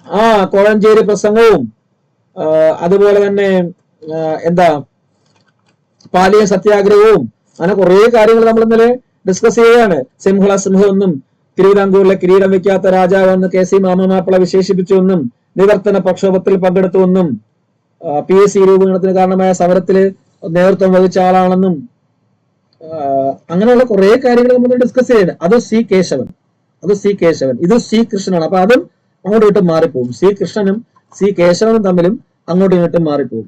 അപ്പം തിരിച്ചു വരാം. അപ്പം 1907 മിതവാദി പത്രം പബ്ലിഷ് ആകുന്നത്. മിതവാദി പത്രം പുറത്തിറങ്ങുന്നത് ആദ്യമായിട്ട് 1900 എന്താ പറഞ്ഞ 7 തന്നെ പറഞ്ഞത്. ഓക്കെ. അപ്പൊ 1907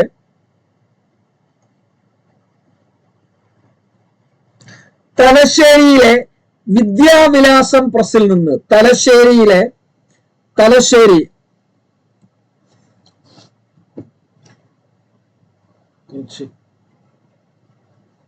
ഓക്കെ തലശ്ശേരിയിലെ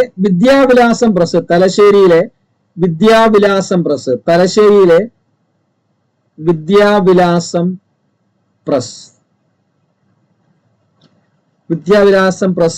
Thalassery.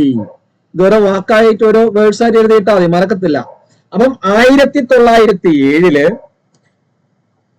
Mithavadi publish under the leadership of Moorkoth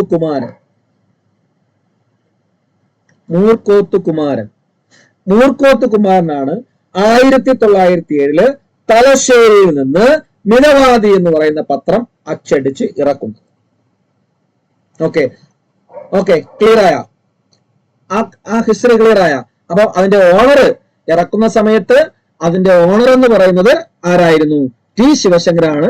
T ശിവശങ്കരന്റെ കയ്യിൽ നിന്നും മൂർക്കോത്ത് കുമാരന്റെ കയ്യിലേക്ക് ആ പത്രം വരുന്നു.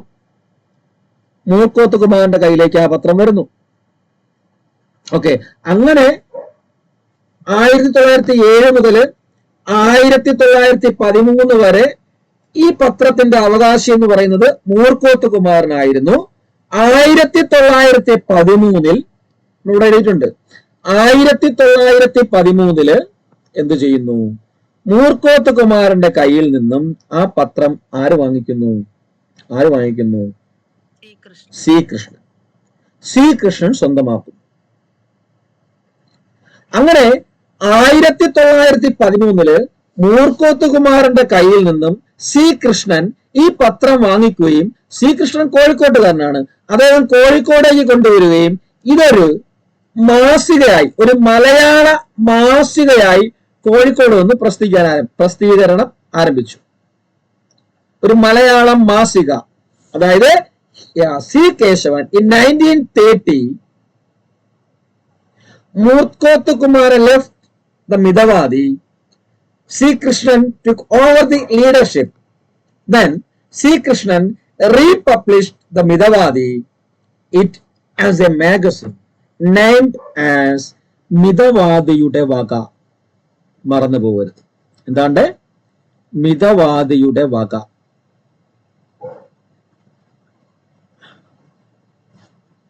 മിതവാദിയരുടെ വക എന്താണ്? അപ്പൊ ചരിത്രം എങ്ങനെയാണ് പറയുന്നത്? മൂർക്കോത്ത് കുമാരനിൽ നിന്നും 1913 സി കൃഷ്ണൻ മിതവാദി പത്രം ഏറ്റെടുക്കുകയും അത് കോഴിക്കോടേക്ക് കൊണ്ടുവരികയും അതൊരു മലയാള മാസികയായിട്ട് പ്രസിദ്ധീകരണം ആരംഭിക്കുകയും ചെയ്തു. ആ മലയാള മാസികയുടെ പേരാണ് മിതവാദ്യരുടെ വക, അല്ലെങ്കിൽ അതിന് വേറൊരു പേരുണ്ട്, മിതവാദിയരുടെ വക, അല്ലെങ്കിൽ നിങ്ങൾ ചിലപ്പോൾ പഠിച്ചിട്ടുള്ളത് വേറൊരു പേരിലായിരിക്കും. എന്താണ് പറയാമോ? എന്താണ്ടേ? തീയരുടെ വക. രണ്ട് രീതിയിലും ചോദിക്കാം. മിതവാദിയരുടെ വക എന്നും തീയരുടെ വക എന്നും ചോദിക്കാം. ഓക്കെ. അതുകൊണ്ടാണ് ഈ സി കൃഷ്ണനെ നമ്മൾ മിതവാദി കൃഷ്ണൻ എന്ന് വിളിക്കുന്നത്. ഓക്കെ, മിതവാദി കൃഷ്ണൻ എന്ന് വിളിക്കുന്നത് അതുകൊണ്ടാണ്. അപ്പൊ ആ ഒരു വേർഡ് മനസ്സിലായോ? ഓക്കെ. അപ്പൊ ഇതിന് തൊട്ട് തന്നെ മുകളിലേക്ക് വീണ്ടും ഒന്നും കൂടെ കയറിയാണ്, മൂർക്കോത്ത് കുമാരനിലേക്ക് ഒന്നും കൂടി വരെയാണ്. അവിടെ ഒരു കാര്യം ഓർക്കേണ്ടത്, ഈ മൂർക്കോത്ത് കുമാരനാണ് നമ്മുടെ ശ്രീനാരായണ ഗുരുവിന്റെ ബയോഗ്രഫി, ജീവചരിത്രം ആദ്യമായിട്ട് എഴുതുന്നതും അദ്ദേഹത്തിന്റെ ഒരു പ്രതിമ സ്ഥാപിക്കുന്നതും ആരാണ്? ഈ Moorkoth കുമാരനാണ്. Moorkoth Kumaran is the first person who prepared the biography of Sri Narayana Guru and laid the statue of Guru in Kerala. കേരളത്തില് ശ്രീനാരായണ ഗുരുവിന്റെ ഒരു പ്രതിമ ആദ്യമായിട്ട് സ്ഥാപിക്കുന്നതും അദ്ദേഹത്തിന്റെ ജീവചരിത്രം ആദ്യമായിട്ട് എഴുതുന്നതും പ്രിപ്പയർ ചെയ്യുന്നതും നമ്മുടെ ആരാണ്? മൂർക്കോത്ത് കുമാരനാണ്. ക്ലിയർ അല്ലേ?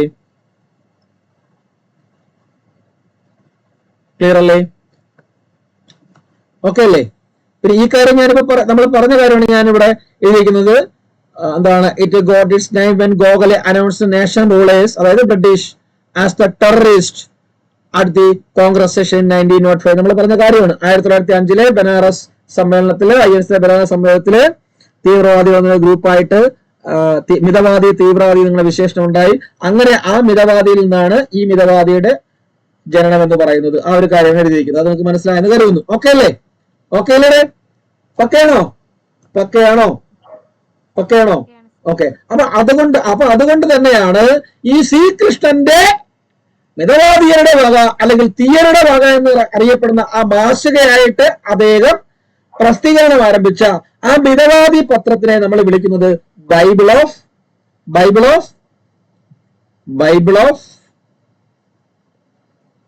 ഓഫ് തിയാസ്. കേട്ടോ? തീയരുടെ ബൈബിൾ ഓഫ് തിയാസ് എന്നറിയപ്പെടുന്ന പത്രം എന്ന് ചോദിച്ചു കഴിഞ്ഞാൽ അത് തന്നെയാണ് ഈ മിതവാദി എന്ന് പറയുന്ന പത്രമാണ്.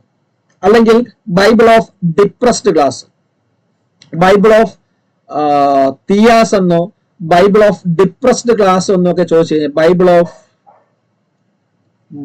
Of depressed class, Bible of depress. ഈ കാലഘട്ടം എന്ന് പറയുന്നത് 1913 അല്ലെങ്കിൽ 1907-13 കാലഘട്ടം എന്ന് പറയുന്നത് ജാതി വ്യവസ്ഥ കൊടുമ്പിരിക്കൊണ്ടിരിക്കുന്ന ഒരു കാലഘട്ടമാണ്. നമ്മുടെ മലബാർ ലഹളയൊന്നും ആരംഭിച്ചിട്ടില്ല. മലബാർ ലഹളയുടെ ആരംഭം എന്ന് പറയുന്നത് തന്നെ ഇതാണ്, ഈ ജാതി വ്യവസ്ഥയാണ്. മലബാർ ലഹളയുടെ ആരംഭം എന്ന് പറയുന്നത്, അല്ലെങ്കിൽ മലബാർ ലഹളയുടെ മൂലകാരണം എന്ന് പറയുന്നത് ജാതി വ്യവസ്ഥ തന്നെയാണ്. അപ്പം ആ ഒരു കാലഘട്ടത്തിലാണ് ഈ മിതവാദി എന്ന് പറയുന്ന പത്രമൊക്കെ വരുന്നത്.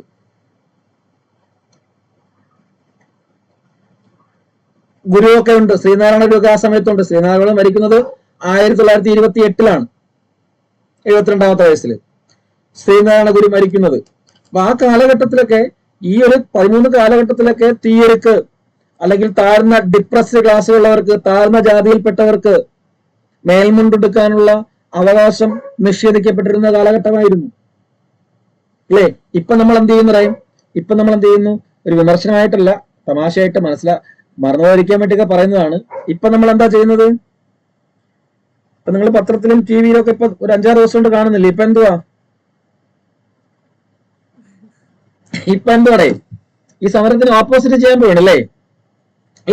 അന്ന് അയ്യങ്കാളിയും ശ്രീനാരായണ ഗുരുവും മന്നത്ത് പത്മനാഭനും എന്താ പറയാ KP കറുപ്പനും ശിവാനന്ദ ഗുരുദേവനും വേലുക്കുട്ടി അരയനും ഡോക്ടർ പൽപ്പുവും VG ഭട്ടതിരിപ്പാടും ഒക്കെ കിളഞ്ഞ് പരിശ്രമിച്ച് നേടിയെടുത്ത മേൽമുണ്ടെടുക്കാനുള്ള അവകാശത്തെ ഇപ്പൊ കംപ്ലീറ്റ് ആയിട്ട് എന്ത് ചെയ്യുക? നമ്മൾ റെക്കോർഡ് ചെയ്യുന്നുണ്ട്. ഞാൻ കൂടുതൽ പറഞ്ഞു കഴിഞ്ഞാൽ ചില പ്രശ്നമായി പോവും. അതുകൊണ്ട് കൂടുതൽ പറയുന്നില്ല. മുമ്പായിരുന്നെങ്കിൽ കൂടുതൽ പറയുമായിരുന്നു. ഓക്കെ, ഇപ്പൊ നമ്മളത് വേണ്ട എന്ന് വെക്കുകയാണ് അല്ലേ? നമുക്ക് ഡ്രസ്സ് വേണ്ട എന്നുള്ളൊരു കൺസെപ്റ്റിലേക്ക് നമ്മൾ വന്നിരിക്കുകയാണ് അല്ലേ? അങ്ങനെയല്ലേ?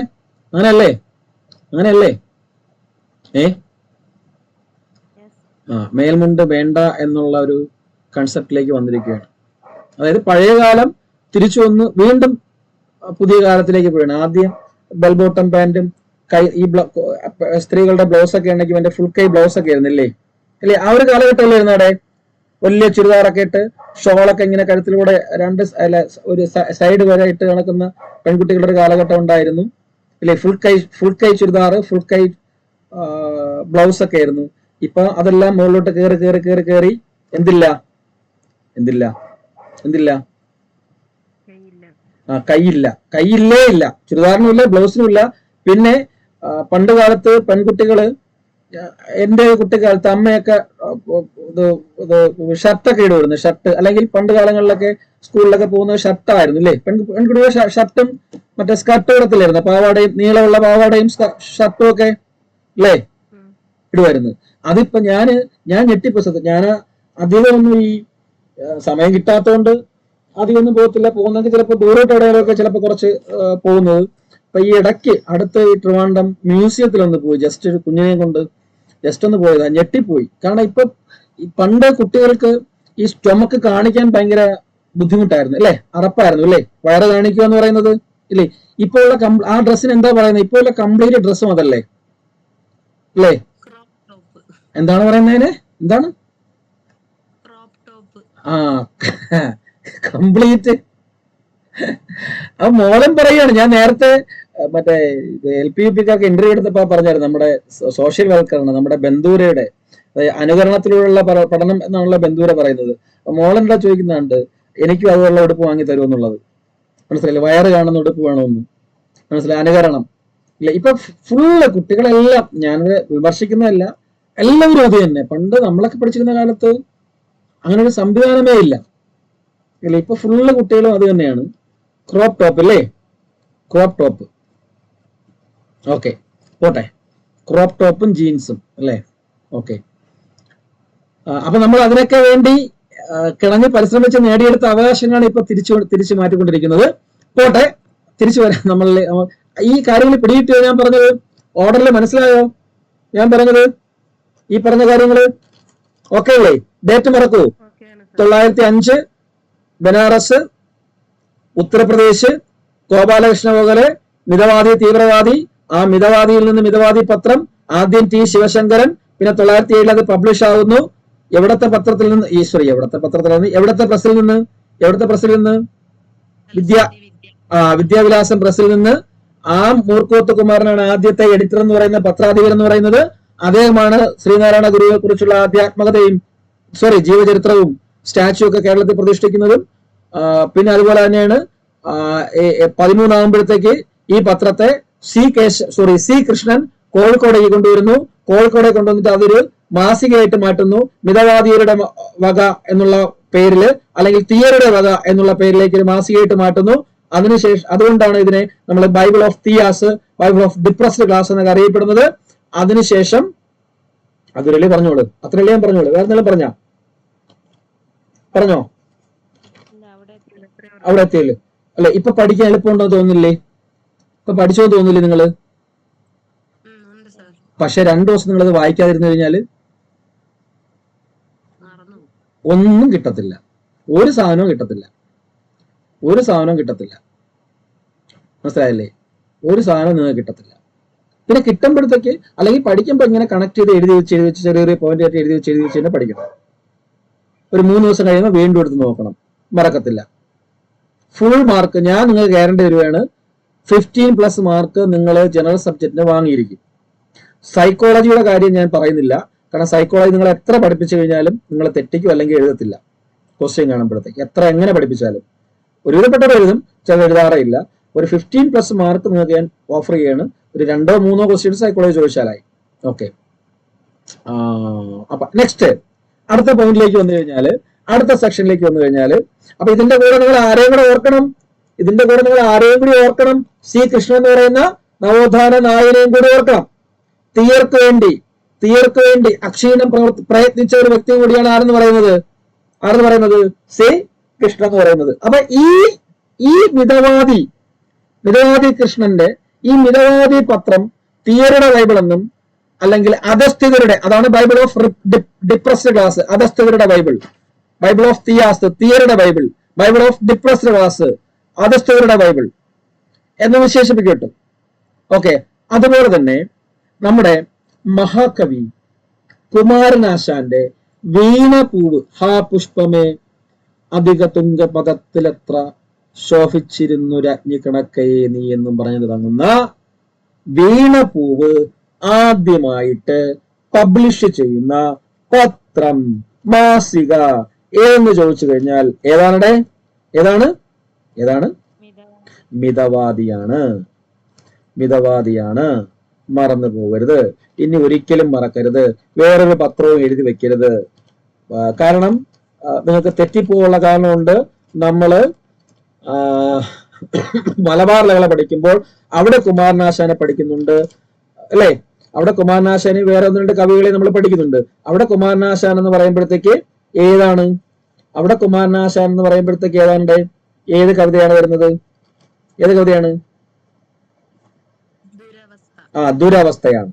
മലബാർ കലാപത്തെ അധികരിച്ച് കുമാരനാശാൻ രചിച്ച കവിതയാണ് ദുരവസ്ഥ. അപ്പൊ കുമാരനാശാൻ എന്ന് പറയുന്നത് അല്ലേ, കായ്ക്കരയിൽ ജനിച്ച കുമാരനാശാൻ എന്റെ നാട്ടുകാരനാണ്. എന്റെ നാട്ടിലാണ് കുമാരനാശാൻ ജീവിച്ചത്. ആശാ സ്മാരകമൊക്കെ അവിടെയാണ്, വീടിനടുത്താണ്. ഇന്റർനാഷണൽ ആശാൻ ഇന്റർനാഷണൽ ഇൻസ്റ്റിറ്റ്യൂട്ട്, അതുപോലെ തന്നെ അദ്ദേഹത്തിന്റെ മീൻസ് എന്താ പറയാ പ്രസ് കാര്യങ്ങളെല്ലാം അവിടെ ഉണ്ട്. അപ്പൊ കുമാരനാശാനെ കുറിച്ച് പറയുകയാണെങ്കിൽ അപ്പൊ നിങ്ങൾക്ക് ഒരു ക്വസ്റ്റ്യൻ ഇവിടെ കിട്ടി. വീണപൂവ് പ്രസിദ്ധീകരിച്ചതെന്ന് ആര്? എന്നാ പ്രസിദ്ധീകരിച്ചത്? വീണപൂവ് സോറി എഴുതിയത് 1907 വീണപൂവ് എഴുതുന്നത് കേട്ടോ. വീണപൂവെ 1907 എഴുതുന്നത്, പ്രസിദ്ധീകരിക്കുന്നത്. അതുപോലെ തന്നെ ഈ കുമാരനാശാന് മഹാകവി പട്ടം, മഹാകാവ്യം എഴുതാതെ മഹാകവി പട്ടം കിട്ടിയത് ആർക്കാണ്? കുമാരനാശാൻ കണ്ടകാവ്യം മാത്രമേ എഴുതിയിട്ടുള്ളൂ. ഞാൻ കുമാരനാശാനെ കുറിച്ച് പറയുന്നത് കുമാരനാശാനയുടെ നവോത്ഥാന നേതാവാണ്, നവോത്ഥാന നായകനാണ്. ഒരുപാട് ചോദ്യങ്ങൾ അദ്ദേഹത്തെ കുറിച്ച് ചോദിക്കും. ഓക്കെ, ഇപ്പൊ തന്നെ നമ്മളൊരു ക്വസ്റ്റ്യൻ പറഞ്ഞു. വീണപൂവ് ആദ്യമായിട്ട് എഴുതിയത് ഈ മലബാർ കലാപത്തെ അധികരിച്ചുകൊണ്ട് അദ്ദേഹം എഴുതിയ കവിത. അതുപോലെ തന്നെ മലയാള നമ്മളെ മറ്റേ ആരുടെ കേരള പാണിനി എന്നറിയപ്പെടുന്ന ആര്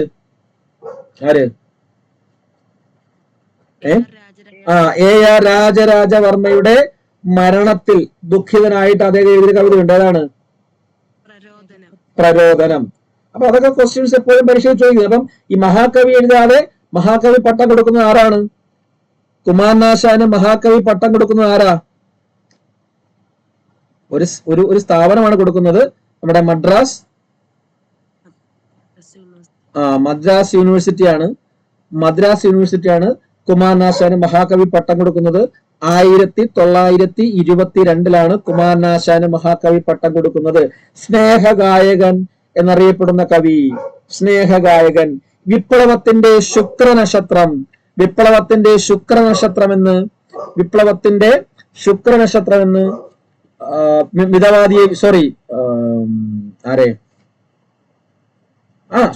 എന്ന് വിശേഷിപ്പിച്ചത് ആരാണെന്ന്? കുമാരനാശാൻ. വിപ്ലവത്തിന്റെ ശുക്രനക്ഷത്രം ആരാടെ? ആരോ പറഞ്ഞു. കേരളത്തിന്റെ കേരള ചരിത്രത്തിന്റെ എക്കാലത്തെയും വിചക്ഷണനായ ആദ്യത്തെ വിദ്യാഭ്യാസ മന്ത്രിയായ ജോസഫ് മുണ്ടശ്ശേരി മാഷ് അല്ലെ? ജോസഫ് മുണ്ടശ്ശേരി മാഷ് കേരളത്തിന്റെ ആദ്യ വിദ്യാഭ്യാസ മന്ത്രിയായിരുന്നു അല്ലെ? നമ്മുടെ ഏത് മന്ത്രിസഭയില്? കേരളത്തിന്റെ ആദ്യ മന്ത്രിസഭ ആരുടെ മന്ത്രിസഭയാണ്? EMS തമ്പൂരിപ്പാടിന്റെ കമ്മ്യൂണിസ്റ്റ് മന്ത്രിസഭ അല്ലെ? ഓക്കെ. അപ്പൊ ജോസഫ് മുണ്ടശ്ശേരിയാണ് കുമാരനാശാനെ വിപ്ലവത്തിന്റെ ശുക്രനക്ഷത്രം എന്ന് വിളിച്ചത്. അതുപോലെ തന്നെ ഇന്ത്യൻ തപാൽ സ്റ്റാമ്പിൽ പ്രത്യക്ഷപ്പെട്ട ആദ്യ മലയാളി ആരാണ്?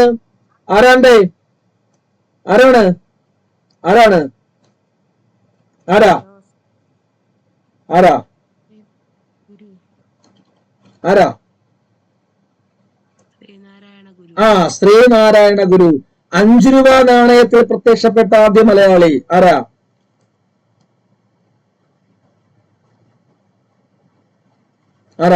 അതും ശ്രീനാരായണ ഗുരു തന്നെയാണ്. ശ്രീലങ്കൻ തപാൽ പോസ്റ്റിൽ പ്രത്യക്ഷപ്പെട്ട ആദ്യ മലയാളി അതാരാ ശ്രീനാരായണ ഗുരു. ശ്രീനാരായണ. അതുപോലെ തന്നെ ഇത് ഇത് തപാൽ സ്റ്റാമ്പിൽ പ്രത്യക്ഷപ്പെട്ട ഒരാളും കൂടിയാണ് ആരെന്ന് പറയുന്നത് കുമാരനാശാൻ എന്ന് പറയുന്നത്. അതുപോലെ തന്നെ കുമാരനാശാന്റെ ദുരവസ്ഥ നിങ്ങളിപ്പോ പറഞ്ഞു, അറിയാത്ത എഴുതി വെച്ചുകൊള്ളണം. മലബാർ കലാപവുമായിട്ട് ബന്ധപ്പെട്ട അത് എന്താണ് എന്റെ പ്രമേയം എന്നറിയാലോ. ദുരവസ്ഥ ഇന്റർകാസ്റ്റ് മാരേജ് ആണല്ലേ. ഇന്റർകാസ്റ്റ് മാരേജിന് മലയാളത്തിൽ എന്താ പറയുന്നത് നിങ്ങള്? മിശ്ര വിവാഹം. അത് തന്നെയാണ്, മിശ്ര വിവാഹമാണ് അതിന്റെ പ്രതിപാദ്യ വിഷയം എന്ന് പറയുന്നത്. ഓക്കെ, അപ്പൊ ദുരവസ്ഥ മറന്നു പോകരുത്. വീണപൂവ് മിതവാദി, ദുരവസ്ഥ മലബാർ കലാപം, പ്രരോദനം ARന്റെ മരണം. കുമാരനാശാൻ എഴുതിയ ഒരേ ഒരു നാടകമാണ് എന്ന് പറയുന്നത്. കുമാരനാശാന്റെ ഒരേ ഒരു നാടകമാണ് എന്ന് പറയുന്നത് നാടകം വിചിത്ര. ബാക്കി പറയൂല്ലോ നിങ്ങള്. വിചിത്ര വിജയം. ഇങ്ങനെ പറയുന്നോണ്ട് ബുദ്ധിമുട്ടുണ്ടാ?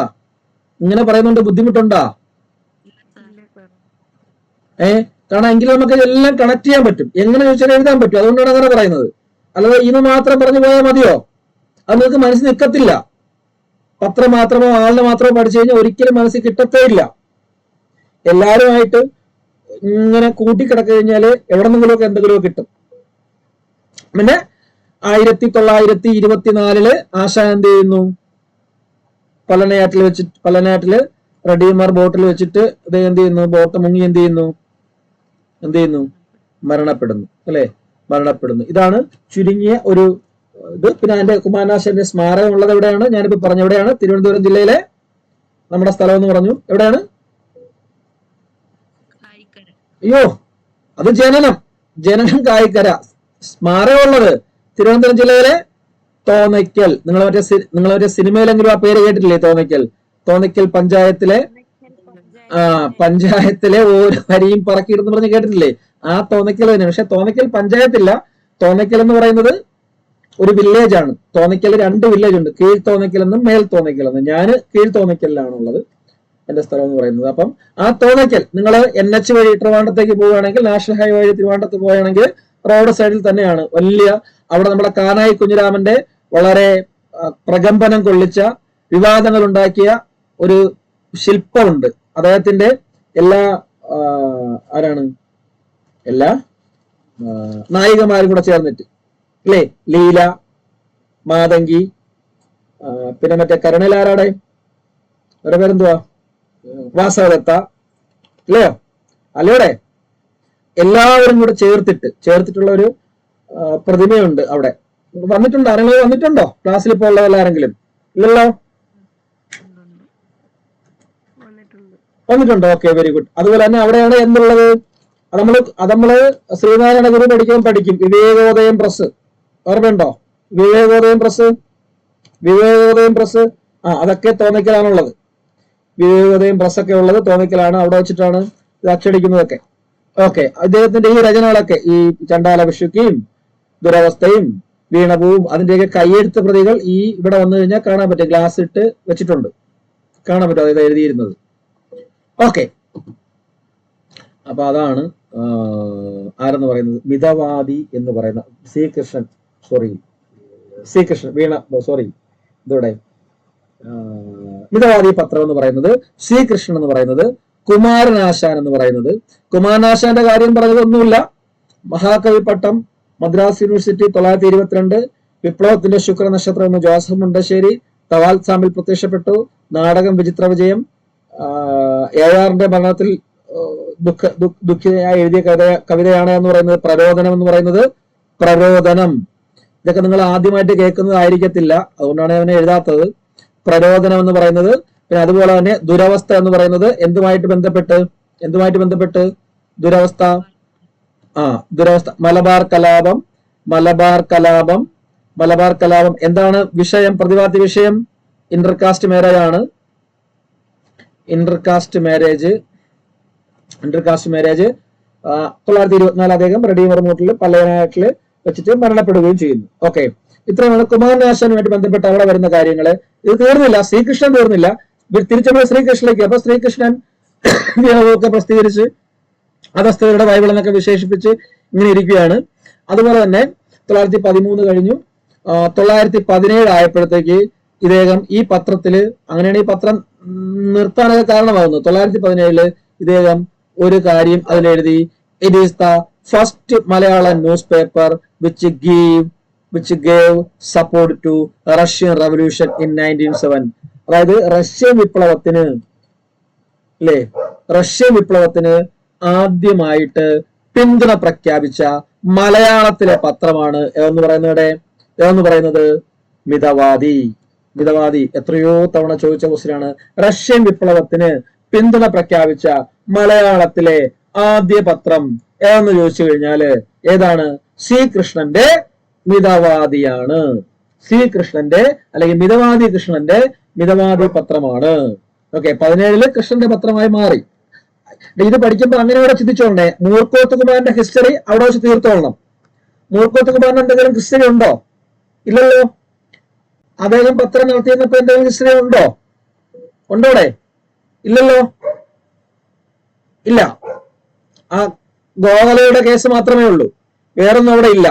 സി കൃഷ്ണനിലേക്ക് വരുമ്പോഴാണ് മിതവാദികളുടെ വകയെന്നും അല്ലെങ്കിൽ തീയരുടെ വകയെന്നുള്ള ഒരു പേരിട്ടുകൊണ്ട് ഒരു മാസികയായിട്ട് കോഴിക്കോട് 913 ആരംഭിക്കുന്നതും അതിനുശേഷം ബാക്കി ഉള്ള കാര്യങ്ങളിലേക്ക് വരുന്നതും. ഓക്കെ ആണോ? അതുപോലെ തന്നെ നമുക്കറിയാം, ഞാൻ ഇന്നലെ പറഞ്ഞു, ഓ ചന്തുമേനോൻ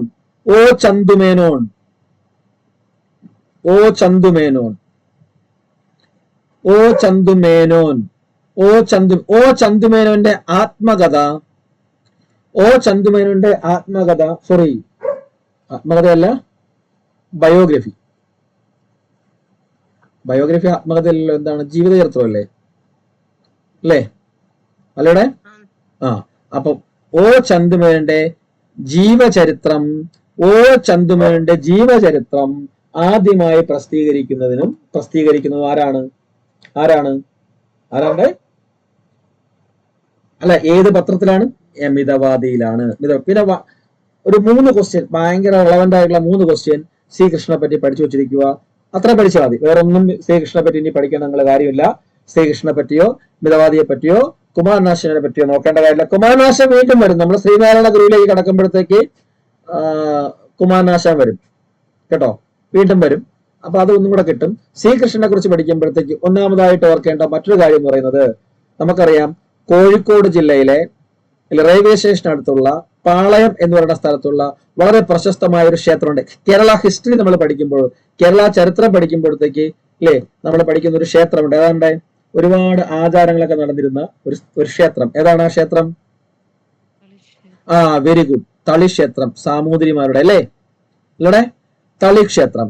ആ തളി ക്ഷേത്രത്തിലൂടെ, അതായത് നമ്മള് വൈക്കം സത്യാഗ്രഹത്തെയൊക്കെ പോലെ വൈക്കം സത്യാഗ്രഹത്തിന് ചുറ്റുള്ള റോഡിൽ കൂടെ നടക്കാനുള്ള അവകാശം നിഷേധിച്ചുകൊണ്ടാണല്ലോ വൈക്കം സത്യാഗ്രഹം വരുന്നത്. അതുപോലെ ഈ തളി ക്ഷേത്രത്തിന്റെ ചുറ്റുമുള്ള ഇപ്പോഴും ആ റോഡുണ്ട്, ആ സമരം നടന്ന റോഡുണ്ട്. അതായത് അതിന്റെ ലെഫ്റ്റ് സൈഡിലായിട്ടൊരു കുളമുണ്ട്, ഒരു പത്മതീർത്ഥ കുളമുണ്ട്, അതിന്റെ സൈഡിലൂടെ ആ റോഡിലൂടെ അധസ്ഥിതരെ, ഡിപ്രസ്ഡ് ക്ലാസ് ഉള്ളവരെ, തീയരെ അല്ലെങ്കിൽ അതിന് താഴ്ന്ന ജാതിയിലുള്ളവരെയൊന്നും അതുവഴി നടക്കാനുള്ള സ്വാതന്ത്ര്യം കൊടുത്തിരുന്നില്ല. അങ്ങനെ നടക്കുന്നതിന് വേണ്ടി തളി റോഡ് സമരം നടത്തി. തളി ക്ഷേത്ര റോഡ്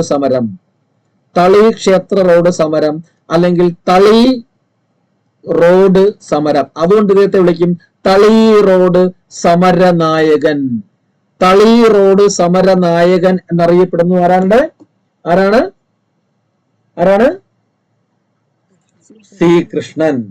ശ്രീകൃഷ്ണൻ. അതുപോലെ തന്നെ ഇദ്ദേഹത്തിന് സംസ്കൃതത്തിൽ നല്ല പാണ്ഡിത്യമുള്ള ആളായിരുന്നു.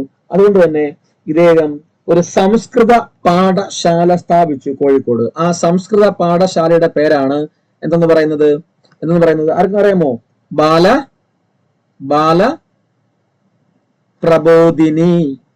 ബാലപ്രബോധിനി സംസ്കൃത പാഠശാല.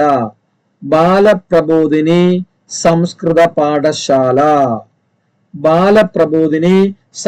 പാഠശാല ആരുടേതാണെന്ന് ചോദിച്ചു കഴിഞ്ഞാല് ആരുടേതാണ്?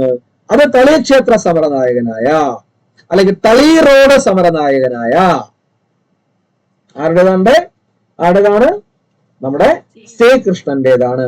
അതുപോലെ ഒരു കാര്യം കൂടി, ഇതിപ്പോഴും നിങ്ങൾ നോക്കിക്കഴിഞ്ഞാൽ അവിടെ കാണാൻ പറ്റും, കോഴിക്കോട് കാണാൻ പറ്റും.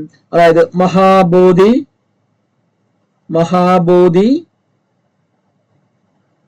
ബുദ്ധ മിഷൻ അല്ലേ?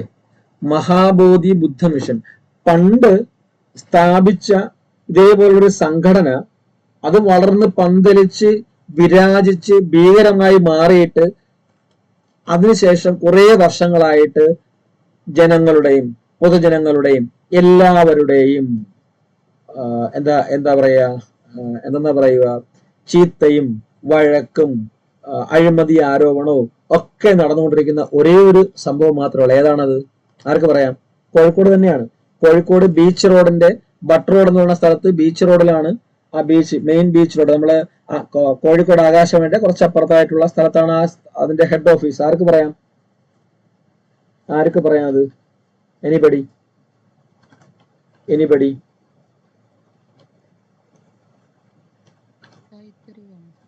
മുട്ടാത്തെരുവ് അവിടെ അല്ലല്ലോ. ആ സംഘടന വളർന്ന് പന്തലിച്ച് വിശാലമായി കിടക്കുകയാണ്. നിങ്ങളിന്ന് ഓടുന്ന റോഡുകളും പാലങ്ങളും ഒക്കെ പണിയുന്നവരാണ്. പറയാമോ ആർക്കെങ്കിലും? എനിബഡി? ഓർക്ക് ഒന്ന് ചിന്തിക്കേ.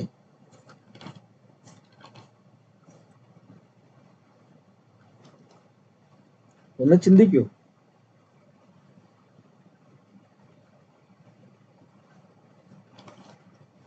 നമ്മളെ റോഡും പാലം ഒക്കെ പണിയുന്നത് ആ ഒരു സ്ഥാപനമാണ്. ഇപ്പോ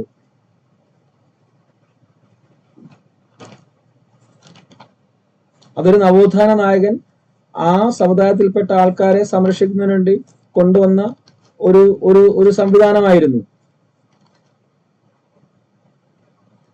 പറയേ,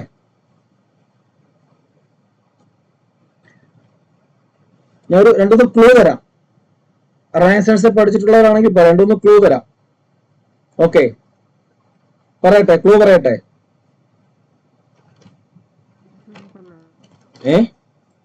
ക്ലൂ പറയട്ടെ. നിങ്ങൾ പഠിച്ചിട്ടുള്ളതാണ്. ഞാൻ തന്നെ LP ഒക്കെ പഠിപ്പിച്ച് വാതാറാതെ പഠിപ്പിച്ചതാ. ക്ലൂ പറയാം. വയലേരി കുഞ്ഞിക്കണ്ണൻ. Very good. ബാഗ്ബടാനന്ദൻ. കണ്ണൂർ പാട്യം ഗ്രാമത്തിൽ ജനിച്ച VK ഗുരുക്കൾ എന്നറിയപ്പെടുന്ന വയലേരി കുഞ്ഞിക്കണ്ണെന്ന ആദ്യ നാമത്തിൽ അറിയപ്പെട്ട മലബാർ കർഷക സംഘം ഉണ്ടാക്കിയ വടകരയിലെ ഇപ്പോഴുണ്ട് വടകരയിൽ ഒരു സ്ഥാപനം ഉണ്ടാക്കിയത് ആത്മവിദ്യാസംഘം. വടകരയിലെ ആത്മവിദ്യാസംഘത്തിന്റെ സ്ഥാപകനായ ജ്ഞാന പാഠശാല ഉണ്ടാക്കിയ തത്വപ്രകാശിക ആശ്രമം സ്ഥാപിച്ച എവിടെ? കോഴിക്കോട്. അവിടെയാണ് അദ്ദേഹം മരണപ്പെട്ടത്. ആ ആശ്രമത്തിൽ വെച്ചാണ് അദ്ദേഹം മരണപ്പെടുന്നത്. പ്രീതി ഭോജനം നടത്തിയ അഭിനവ കേരളം, ആത്മവിദ്യാ കാഹളം, ശിവയോഗ വിലാസം തുടങ്ങിയ പുസ്തകങ്ങൾ എഴുതിയ, മാസികകൾ എഴുതിയ, ഉണരുവിൻ അഖിലേശനെ സ്മരിപ്പിൻ. PSCയുടെ എക്കാലത്തെയും അടിപൊളി ഒരു ക്വസ്റ്റ്യൻ ആണ്. ഇഷ്ടംപോലെ തവണ ചോദിച്ചിട്ടുണ്ട്. അടുപ്പിച്ചുള്ള പരീക്ഷകൾക്ക് ചോദിച്ചിട്ടുണ്ട്. അതേത് മാസികയിലാണ് പ്രസിദ്ധീകരിച്ച് വന്നതെന്നൊക്കെ, അല്ലെങ്കിൽ ഏത് സംഘടനയായിട്ട് ബന്ധപ്പെട്ടാണെന്നൊക്കെ. Awake, Remember God Almighty എന്നൊക്കെ എഴുതിയ പ്രാർത്ഥനാഞ്ജലി, ആത്മയുദ്ധം, ശിവയോഗ വിലാസം, കൊട്ടിയൂർ ഉത്സവപ്പാട്ട്, ഇതൊക്കെ രചിക്കപ്പെട്ട വളരെ പ്രശസ്തനായ വാഗ്ബടാനന്ദൻ. അദ്ദേഹത്തിന്റെ ഒരു സൊസൈറ്റി ആയിരുന്നു ഏതെന്ന് പറയുന്നത് നമുക്ക് പഠിക്കാതെ പറ്റി ഞാൻ പറഞ്ഞേ ഉള്ളൂ.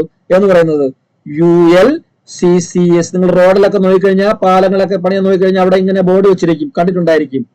എന്താണ്? Very good. Uralungal labour contract society അല്ലേ?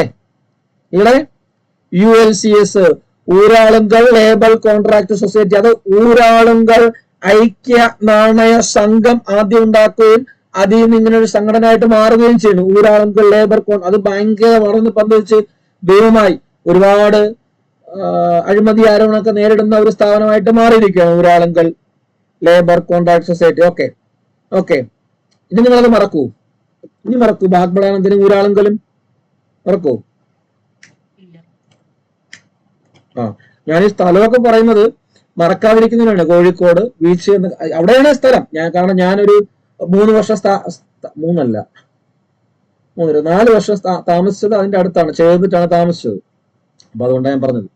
ഓക്കെ ഓക്കെ, അപ്പൊ ഇത്രയുമാണ് മിതവാദിയെ പറ്റിയും ശ്രീകൃഷ്ണനെ പറ്റിയും കുമാരനാശാനെ പറ്റിയൊക്കെ നിങ്ങളോട് എനിക്ക് സംസാരിക്കാനുള്ളത്.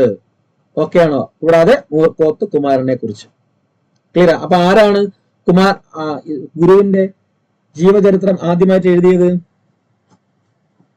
പബ്ലിഷ് മൂർക്കോത്ത് കുമാരൻ. പ്രതിമ സ്ഥാപിച്ചത് കേരളത്തിൽ, അദ്ദേഹത്തിന്റെ പ്രതിമ സ്ഥാപിച്ചത് ആരാണ്? മൂർക്കോത്ത് കുമാരൻ. കിട്ടിയോ? സംഭവം കിട്ടിയോ? വാഗ്ബടാനന്ദനെ പറ്റി വേണമെങ്കിൽ അവിടെ ULC ഓർത്തിരിക്കുക, ബാക്കിയുള്ള കാര്യങ്ങൾ വിട്ടേക്കുക. നമ്മൾ അദ്ദേഹത്തെ കുറിച്ച് പഠിക്കുമ്പോൾ പഠിക്കാം, അല്ലാതെ കിട്ടത്തില്ല. ഓക്കെ ഇവിടെ. അപ്പൊ ഇത്രയും സംഭവം. ഈ 4 പത്രങ്ങളും ഒക്കെ അല്ലേ? 4 പത്രങ്ങളും ഒക്കെ അല്ലേ? 4 പത്രങ്ങൾ ഓക്കെ ആണോ? 4 പത്രങ്ങൾ ഈ നോട്ട്സ് ഞാൻ അയച്ചു തരാം. ഇതിൽ ഞാൻ ഈ പറഞ്ഞ പോലെ എല്ലാം ഇല്ല. നിങ്ങൾ എഴുതുന്നുണ്ടോ സംഭവം? എഴുതുന്നുണ്ട്. ഈ അങ്ങനെ തന്നെ എഴുതി പഠിക്കണം. നിങ്ങൾ നോട്ട്സ് ഉണ്ടാക്കുമ്പോഴും അങ്ങനെ തന്നെ നോട്ട്സ് ഉണ്ടാക്കാൻ ശ്രമിക്കണം പരമാവധി. കമ്പാരിസൺ ചെയ്യണം. അല്ലാതെ ഒരാളെ പറ്റി പഠിച്ചു വിട്ടിട്ട് പോയി പിന്നെ എപ്പോഴെങ്കിലും അയാളെ പറ്റി വേറെ എവിടെയെങ്കിലും പോയി പഠിക്കുന്നു, അപ്പൊ ഇത് പോവും അത് പോവും. ഒരുമിച്ച് എഴുതിയിരുന്നു കഴിഞ്ഞാല് നോക്കുമ്പോഴത്തേക്ക് ഒരു സന്തോഷമാണ്. ആഹാ ഓക്കെ എല്ലാം ഉണ്ടല്ലോ, ഹെർമൻ കുന്നട്ട് അത് ഇത് മറ്റത് മറിച്ചത് എല്ലാം ഒരിടത്ത് കിട്ടും. അപ്പൊ കൺഫ്യൂഷൻ ഒന്നുമില്ല, പഠിക്കാനും നല്ല രസമായിരിക്കും. ഓക്കെ അല്ലേ? ഓക്കെ. ബാക്കി നമുക്ക് നെക്സ്റ്റ് ക്ലാസ് എടുത്താൽ പോരെ? 11 വരെയാണ് ക്ലാസ് പറഞ്ഞത്. ബാക്കി നെക്സ്റ്റ് ജനറൽ ക്ലാസ്സിൽ നമ്മൾ എടുക്കും. നിങ്ങളിങ്ങനെ തുടക്കത്തില് പതിയെ പഠിച്ചു വന്നാൽ GK കേട്ടോ. പിന്നെ നമുക്ക് ഭീകരമായിട്ട് പഠിച്ചു വരാം. നിങ്ങള് ഇത് പഠിപ്പിച്ച് മാത്രമേ പഠിക്കുമെന്ന് പറഞ്ഞിരിക്കുക. നിങ്ങളെ കൊണ്ട് പറ്റുന്ന ജനറൽ നോളജ്, നമ്മളെ സിലബസ് അനുസരിച്ചുള്ള ഇന്നലെ പറഞ്ഞ കാര്യങ്ങളൊക്കെ പഠിക്കാനായിട്ട് തയ്യാറാവുക. സമയം കണ്ടെത്തി വായിക്കാനായിട്ട് തയ്യാറാവുക. ഓക്കെ.